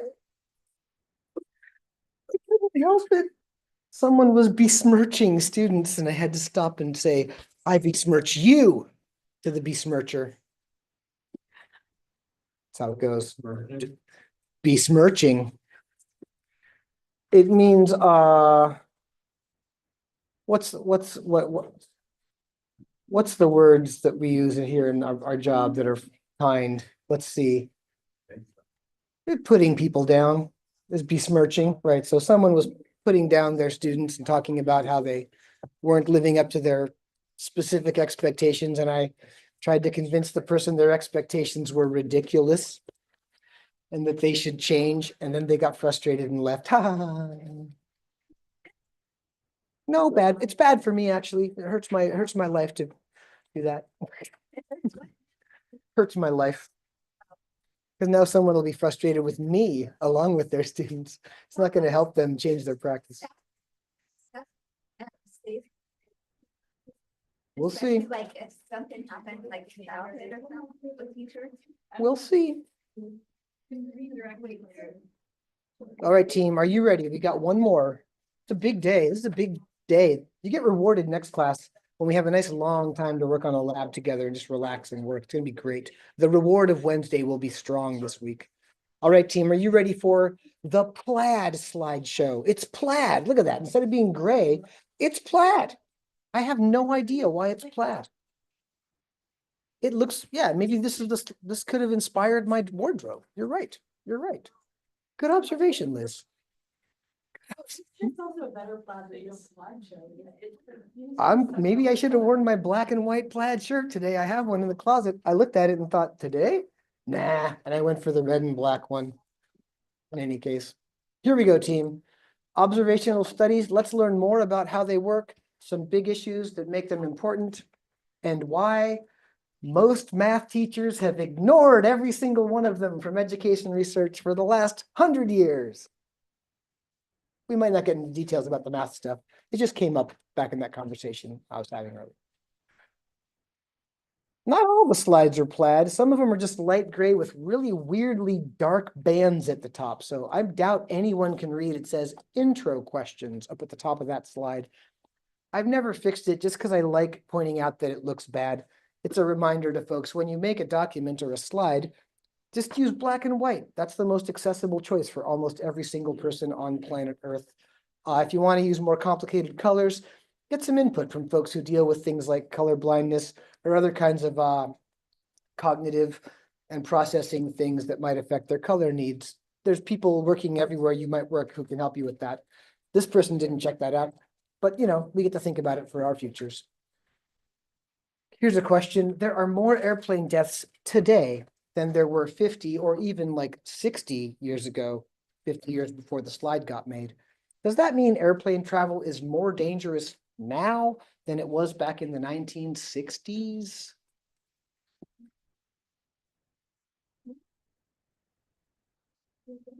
I heard a yes and I heard some no's. So give me some ideas. No pressure on any individual nod or head shaker. Why yes or why no, Liv? I don't think an individual flight is more dangerous. But if you're flying more and more and more, because that's what people are doing, you might have a higher chance of like dying in an airplane crash than 60 years ago because you're flying more. Okay, there's more flights today, way more. So if crashes are rare, there's still going to be more crashes, even if it's more safe today than it was 50 years ago. Okay. And what do you think, Dante? Say, as correlation, causation. Like, yes, you have more flight travel, you have more flights, you have more planes, you have more possibilities for crashes, and you will have more crashes, but that also doesn't mean that there's more dangerous. Right. So for an individual flight, as Liv pointed out, the chances of a crash, the probability is with so many more flights. Well, there's going to be more crashes, but there's so many more flights. And if we can depend on technology and the good stuff of Earth, then they should be more safe generally, even if there's a raw number of more airplane deaths. Let's check what the slide says. I think it basically says what y'all said. No, there are a lot more people flying now. They kept it short. Compare rates, not absolute numbers. So in general, if the number is changing over time, you want to stick with rate comparison to look for long-term trends and things like that. Makes sense? If we compare costs of things today, it makes no sense to make a direct comparison between the cost of a ukulele today and the cost of a ukulele in 1997 because of inflation, right? You want to compare the inflation adjusted costs of things or the proportion of your paycheck your ukulele costs. Okay, let's compare some rates then. The death rate in the Navy during the Spanish-American War, that was the war fought to determine the modern border of Texas and Mexico, because Mexico was then a Spanish colony. And Texas was disputed between the Spanish colonies in Latin America and the US. And it happened at the turn of the 20th century, I believe. Correct me if my history is bad anytime, people. I saw some nods though. Thanks for that. It gave me confidence, you know. But the death rate in the Navy during that military, you know, bang, bang, shoot, shoot back and forth was 9 out of 1,000. So low death rate. All right, nice war fighting, Navy. Hopefully it was low for the Spanish Armada as well. Just to fire a few cannonballs and come to a conclusion, right? Short war, short war. Keep it short. For civilians, that's just random people in the same time period in New York City, the death rate was 16 out of 1,000. Does that make it safer to be sitting on a US Navy ship with the cannons of the Spanish Armada pointed at you than it was to walk from a brownstone to a bodega for some milk and a newspaper in New York City? No, but can you explain the difference in the death rates just out of your intuition / knowledge of Earth? Why so many more deaths per 1,000 in New York City back then? Maria. Ding, ding, yeah, like in New York City, there were elderly folks, right? Passing away for all sorts of things elderly folks die of, for example. Liv? I was just gonna say, like, sick people and like they only are counting in the Navy, basically people who die from like war-related things. Mhm. This is in New York City, there's like every other possible reason that people die. Yeah, exactly. Every cause of death at every age was happening in New York City, whereas in the Navy back then, it was just young, healthy men were the only people in the military. So it would be unimaginable that someone would be dealing with polio, but that was not that rare because we hadn't developed the polio vaccine yet in New York City. Also, along with elderly people, this is during the development of modern medicine, it was still under development. So pregnancy and birth were huge health risks for both birth parent and child. So infant mortality was super high. Birth parent mortality was higher, much higher. Just a lot of risks in New York that the young men in the military didn't have. So let's see what our slide says. No, observation looks just like our discussion, but much shorter. And then make sure to compare like to like. That's like groups, right? So yeah, just don't compare different groups. These kinds of mistakes can get made accidentally or on purpose. So like unethical people can do these things to conflate rates that shouldn't be compared. Ethical people can simply make mistakes because they don't quite understand they're comparing two groups that aren't the same, or they've gone to look at the raw numbers because they're available and they're interesting, but they maybe should have switched over to rates at some point in a comparison. Confounding variables or the case of the missing data. Back in back in olden days, pre-Zoom, like pre-pandemic, we used to like take a pause here when everybody was in the room and watch like a 10-minute long TED Talk from Steve Wang, a doctoral degree holding guy who does data analysis for archaeology. It's a pretty interesting talk, but if I show it in class, YouTube will erase our recording if I put it in the live stream because it's copyrighted by TED, right? Also, it's like the most cool example from it is on the slides. So in the interest of time, and just to save me the headache of dealing with technology and stopping and restarting the blah, blah, blah, cool if this is here if you want to watch this anytime during the week or the weekend. That's a live link to this TED Talk. Steve is nerdy and funny. It's a good combination. So if you like a nerdy, funny guy sharing some thoughtful ideas about statistical thinking, I recommend that TED Talk. There's the live link right on the slide. Go get it if you want 10 minutes of learning where you can just kick back and enjoy it. Okay, but for us, we're just going to look at one of his examples in some detail. There's the blue band at the top of the slide again. He gives 3 examples in his talk. The third one was, he starts off each of his examples with a question for the audience. Do smokers live longer than non-smokers generally? No, it's the medical research is in. Smoking has harmful effects that are smokers are at higher risk of a numerous dangerous health conditions, lung cancer, emphysema. There's a long list. Rest in peace, Grandma Betty. All right. Now here's a 1975 study of 1,314 women in Great Britain. Okay. And there was a follow-up study 20 years later in 1995. So a long-term medical study. At the beginning, 24% of smokers, that's women who said, I'm a smoker in 1975, had died before the 1995 follow-up, about 1 in 4. Among the non-smokers, the death rate was 31% during the study. So does the study show us that smokers live longer than non-smokers? It shouldn't, right? So the answer is no, because we got to be more careful than just looking at this comparison. We don't even know. I mean, we're comparing rates, but are we comparing like to like? Let's go look in more detail at the data set. Yeah, so the data show if you just ignore anything else other than smoking status and death rate, a false result. Let's make sure to get this right. It's a little fuzzy because I think that's a screenshot from a YouTube video. So I hope it's visible to folks where you're sitting. You can see here, the data set is broken down by age ranges. And that's young people, ages 18 to 34 in 1975.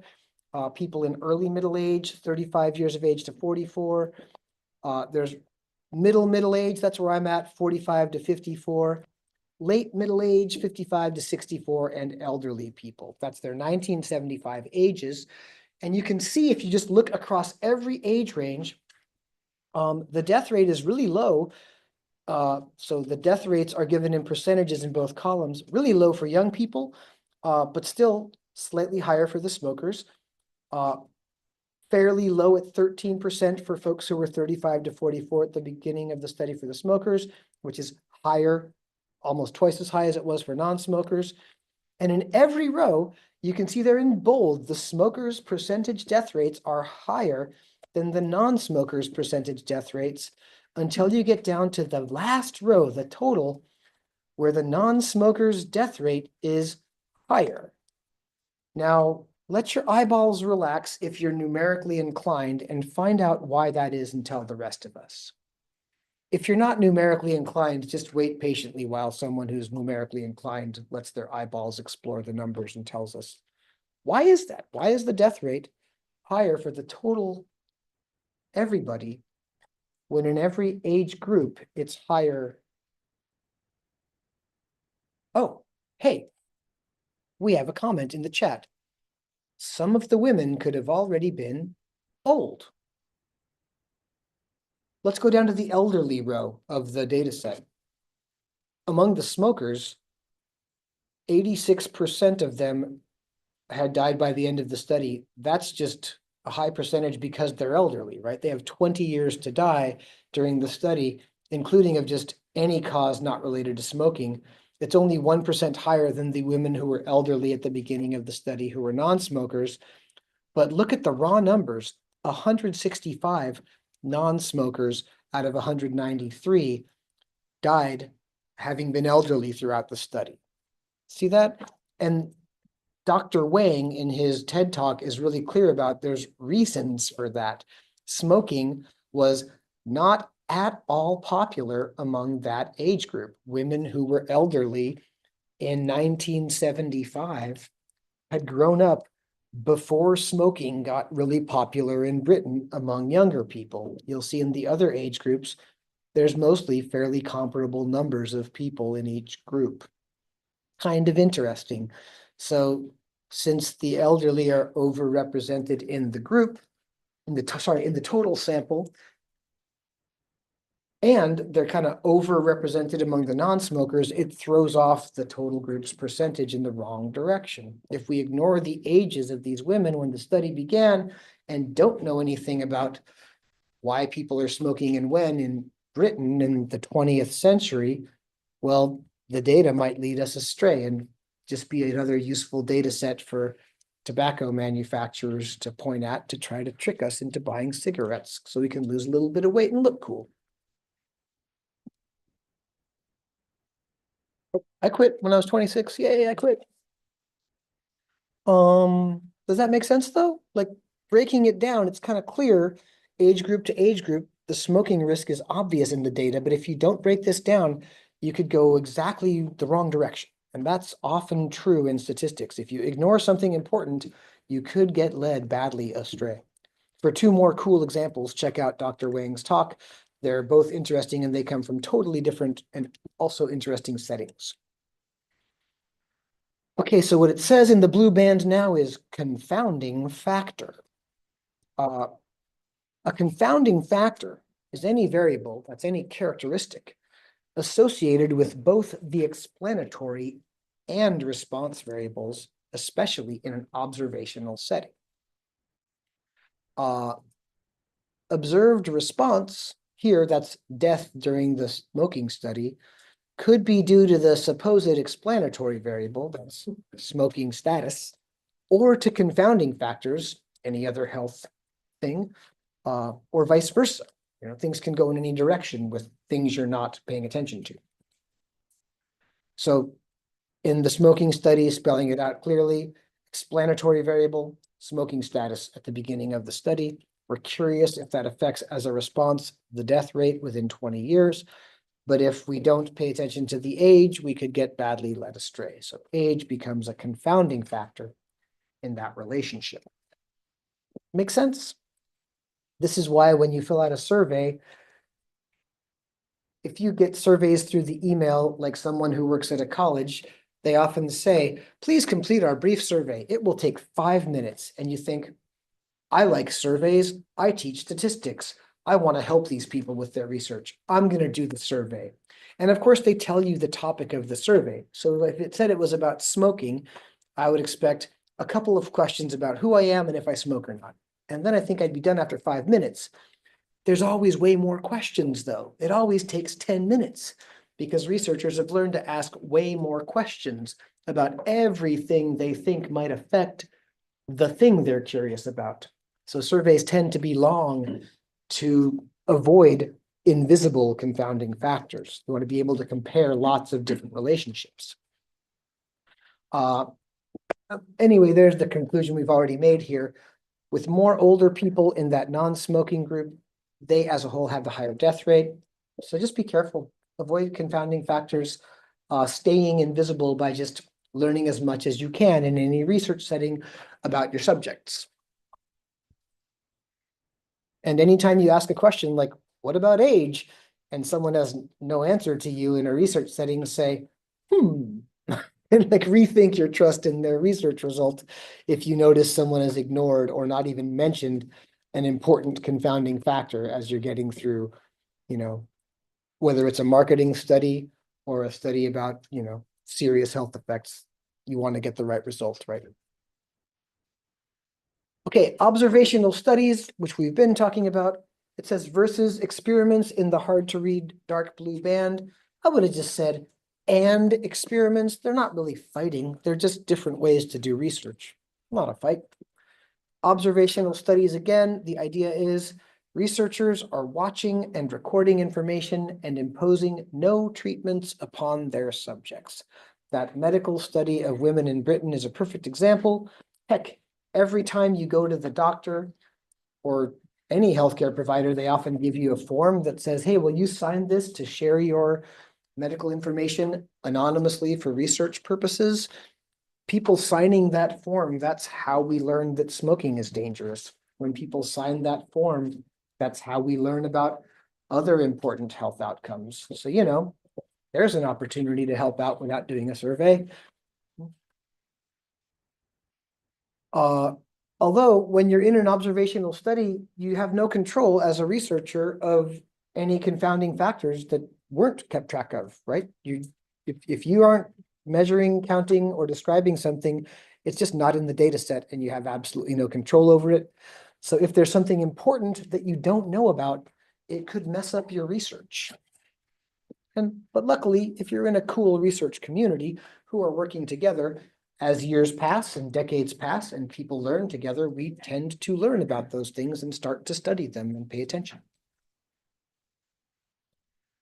An experiment is a completely different setting for research. That's where researchers do have control of something. They can impose a treatment or levels of a treatment to try and draw a causal conclusion about its effect.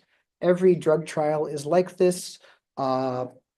Many times we already talked about treating chronic fatigue syndrome with either just relaxation techniques or the full version of cognitive behavior therapy as treatment and control. There's many, many settings in which a thoughtful research team can design an experiment to learn fairly quickly if there's a large effect from a treatment they're curious about. And in every research setting, whether it's psychology, medicine, business and marketing, all of the ologies, whether they're hard science, so-called hard sciences or social sciences,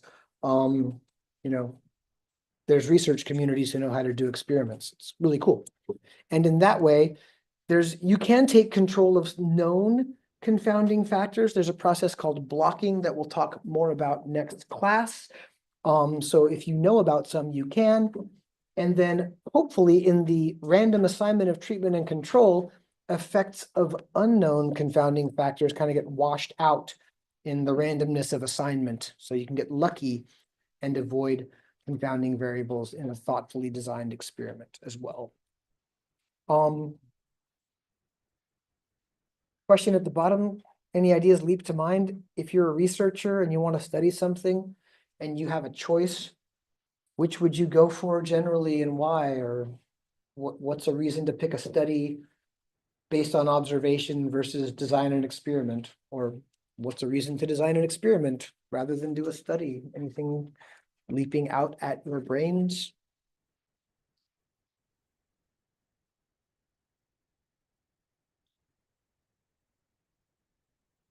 Cassidy?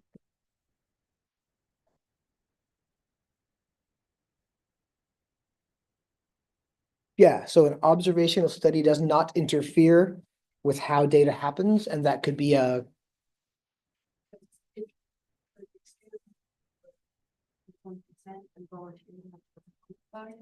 Mhm.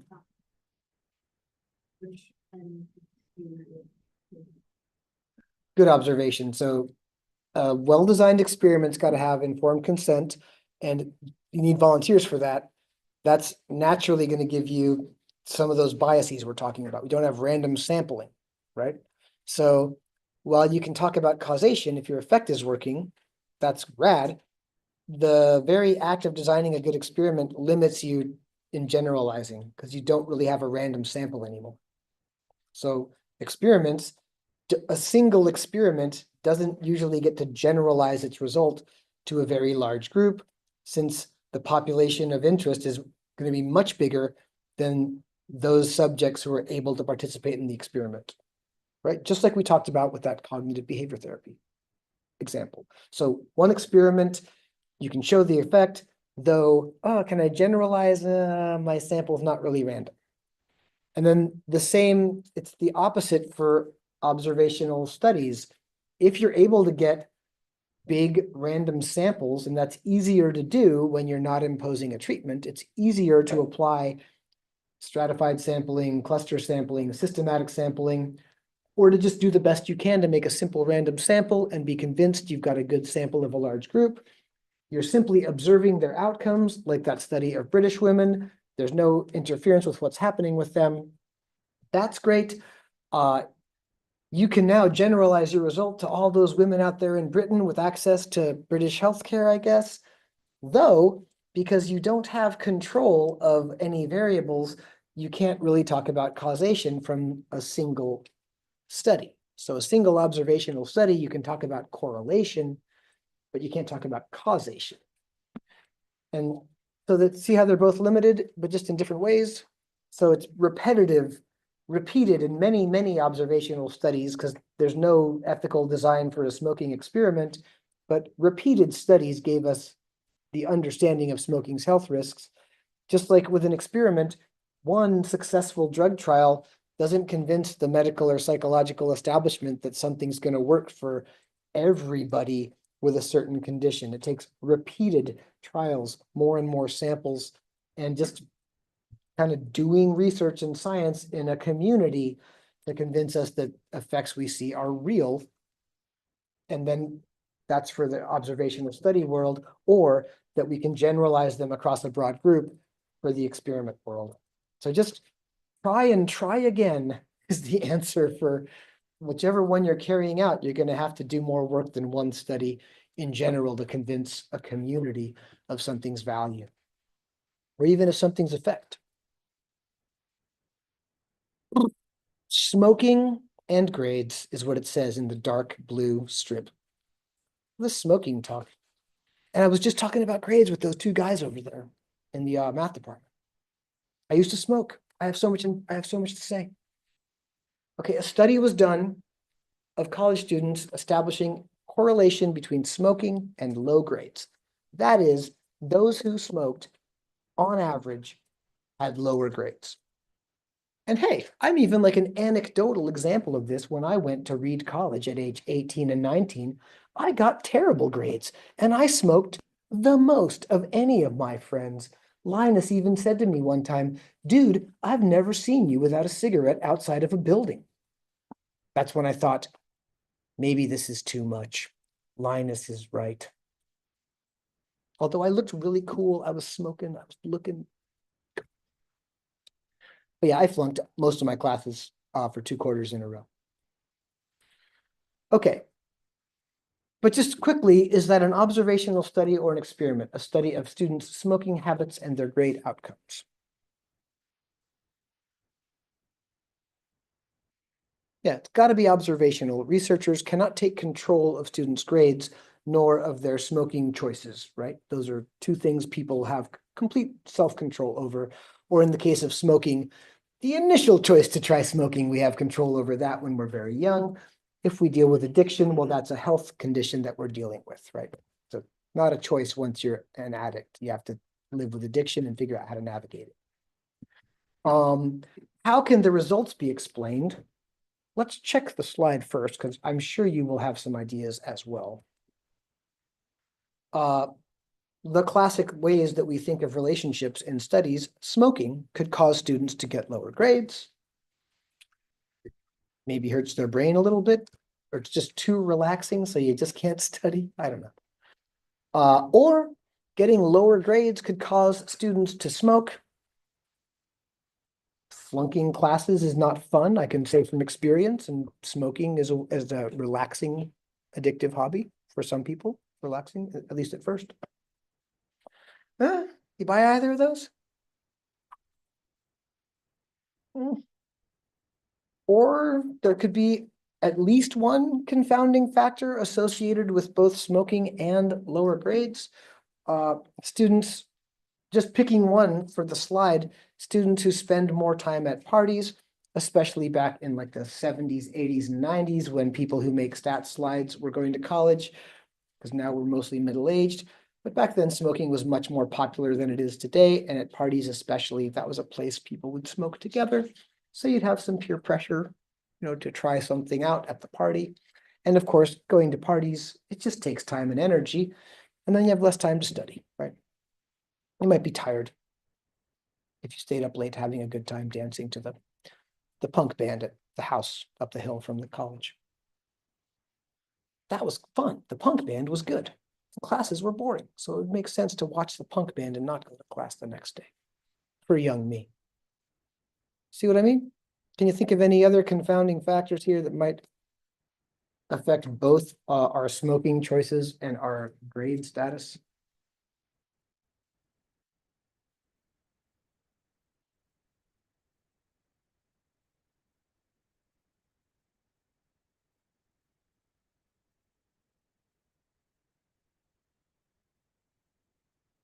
Oh, sorry. And looking away when you raised your hand, sorry. I don't know, maybe there was a family emergency that elicited a lot of time, which would maybe less time to study, and maybe there's a lot of smoking going on there. Well, good observation, and that's you hit the nail on the head for like why I started smoking was family emergency stuff. Like intense things happened in my family, and part of dealing with that, well, grief and stuff like that was I developed a smoking habit in response to that because people around me were smoking, and any reasons I had to say no thanks were kind of out of it once I got a sense it could relax me for a few seconds when I was a teenager and I was in a lot of pain. So yeah, events outside of school can affect people's smoking choice. And of course, if that had happened like while I was at college, or anywhere I was, yeah, a heavy event can take tons of time away from people's ability to engage in study. Right? Any other observations or ideas? Yeah, Maria? Like socioeconomics, that is. Mm-hmm. Yes, people with higher up the stratification of wealth and privilege generally have better support for making health choices generally, and generally get better access to stronger education generally. Those are both still true. It's an injustice in our culture that people still deal with. But we could name more ideas here, right? Like tons of things. So just, yeah, it's tricky for researchers when you're trying to establish correlation. Sometimes correlation is more of a ghost. It's like there's another issue that's big that's affecting two things. And so relationships between the two things can be obscured by the big thing that you're not studying if you're not careful. We were lucky, at least we got that nice visit from Osman and the gentleman whose name I'm not remembering, who on second class day, remember, if things are coming up that do affect your life, your health choices, or sorry, your health situation, and what you're doing in school, your family life, etc. PCC counseling is a valuable service that you've paid for as a student here. If you need some support to talk through an issue, I strongly recommend you reach out to them as soon as possible. And if you have ongoing barriers to your learning in school that are related to long-term issues, whether it's the kind of issues we're talking about now, access to things from socioeconomic status, dealing with, if you have long-term effects from a family event like trauma, anxiety, depression, those can all hang out for decades, and they can affect things. Those are also things you can deal with support from like the disability resources folks. They can help you navigate those. And you don't need to go see a doctor and have full access to healthcare to get those things to work. So folks who are not poor folks can still access disability resources is what I'm trying to say without using fancy words. So wherever you are, take advantage of the resources you can while you're here. And hopefully that can mitigate confounding factors and help you get the best possible outcomes as a student and with your health, both physical, mental, and emotional. Oh, this slide just says at the top, correlation is not causation, the catchy rhyme. It's in the slide's dark blue band. And on the first bullet, the big bright blue reminder, when there's a relationship between two characteristics of a sample that we're studying or of a population, we're confident that's a relationship. It doesn't necessarily mean one thing directly impacts the other. Especially one observational study cannot convince researchers of that generally. Oh, and I just said that out loud and it was a bullet, the next bullet. Though a well-designed experiment can prove causation, which is great. Note, many observational studies done over years can establish causation. We're well aware today of the harmful health effects of smoking. Another example is we're well aware of the intense and intensifying effects of the climate crisis and actually what to do to mitigate it as best we can. It just requires people taking action together to demand that our leaders actually protect ourselves and our offspring and their offspring and work together to make the world as livable as possible. And strength to everybody dealing with the crisis in California right now. Yeah, so 2 examples we understand from observation. They're important. Oh, and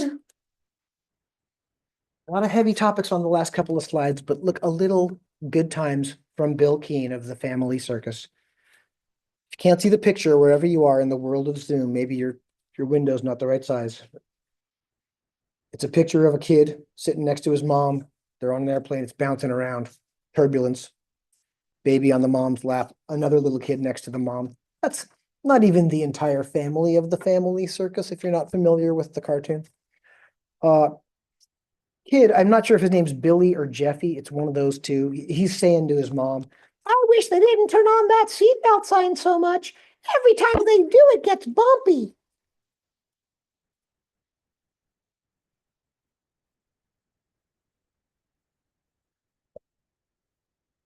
I've got to just stop trying the acting. The acting doesn't help the jokes at all. Would it be better if I just silently let you read the comic? Maybe one giggle would have come out of.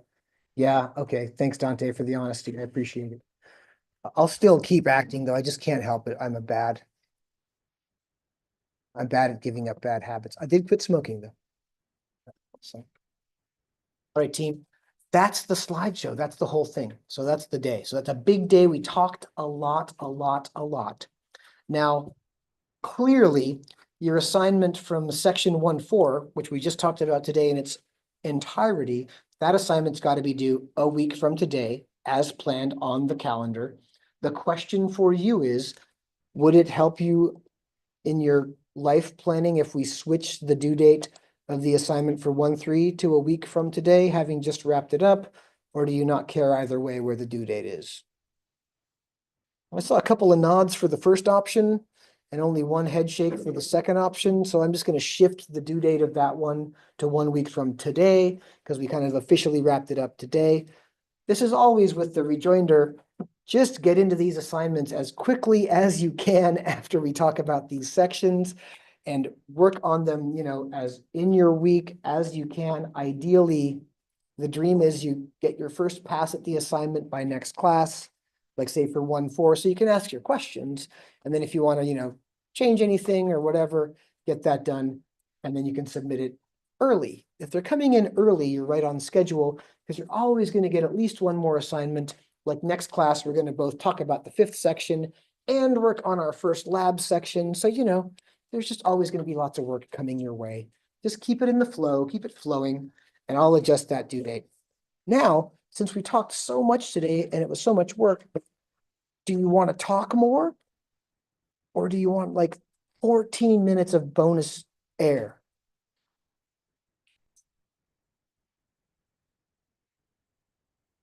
We have 2 votes for bonus air. That's how democracy works with that many poker faces. It's bonus air. So enjoy the afternoon. We'll be back here on Wednesday. We'll be working on our lab and the last topic in the first chapter. Good work today, keeping that discussion moving forward. It was a longie, but it's going to pay off later because we'll have more class time for other stuff soon. Good job. All right, see you next class. Thank you.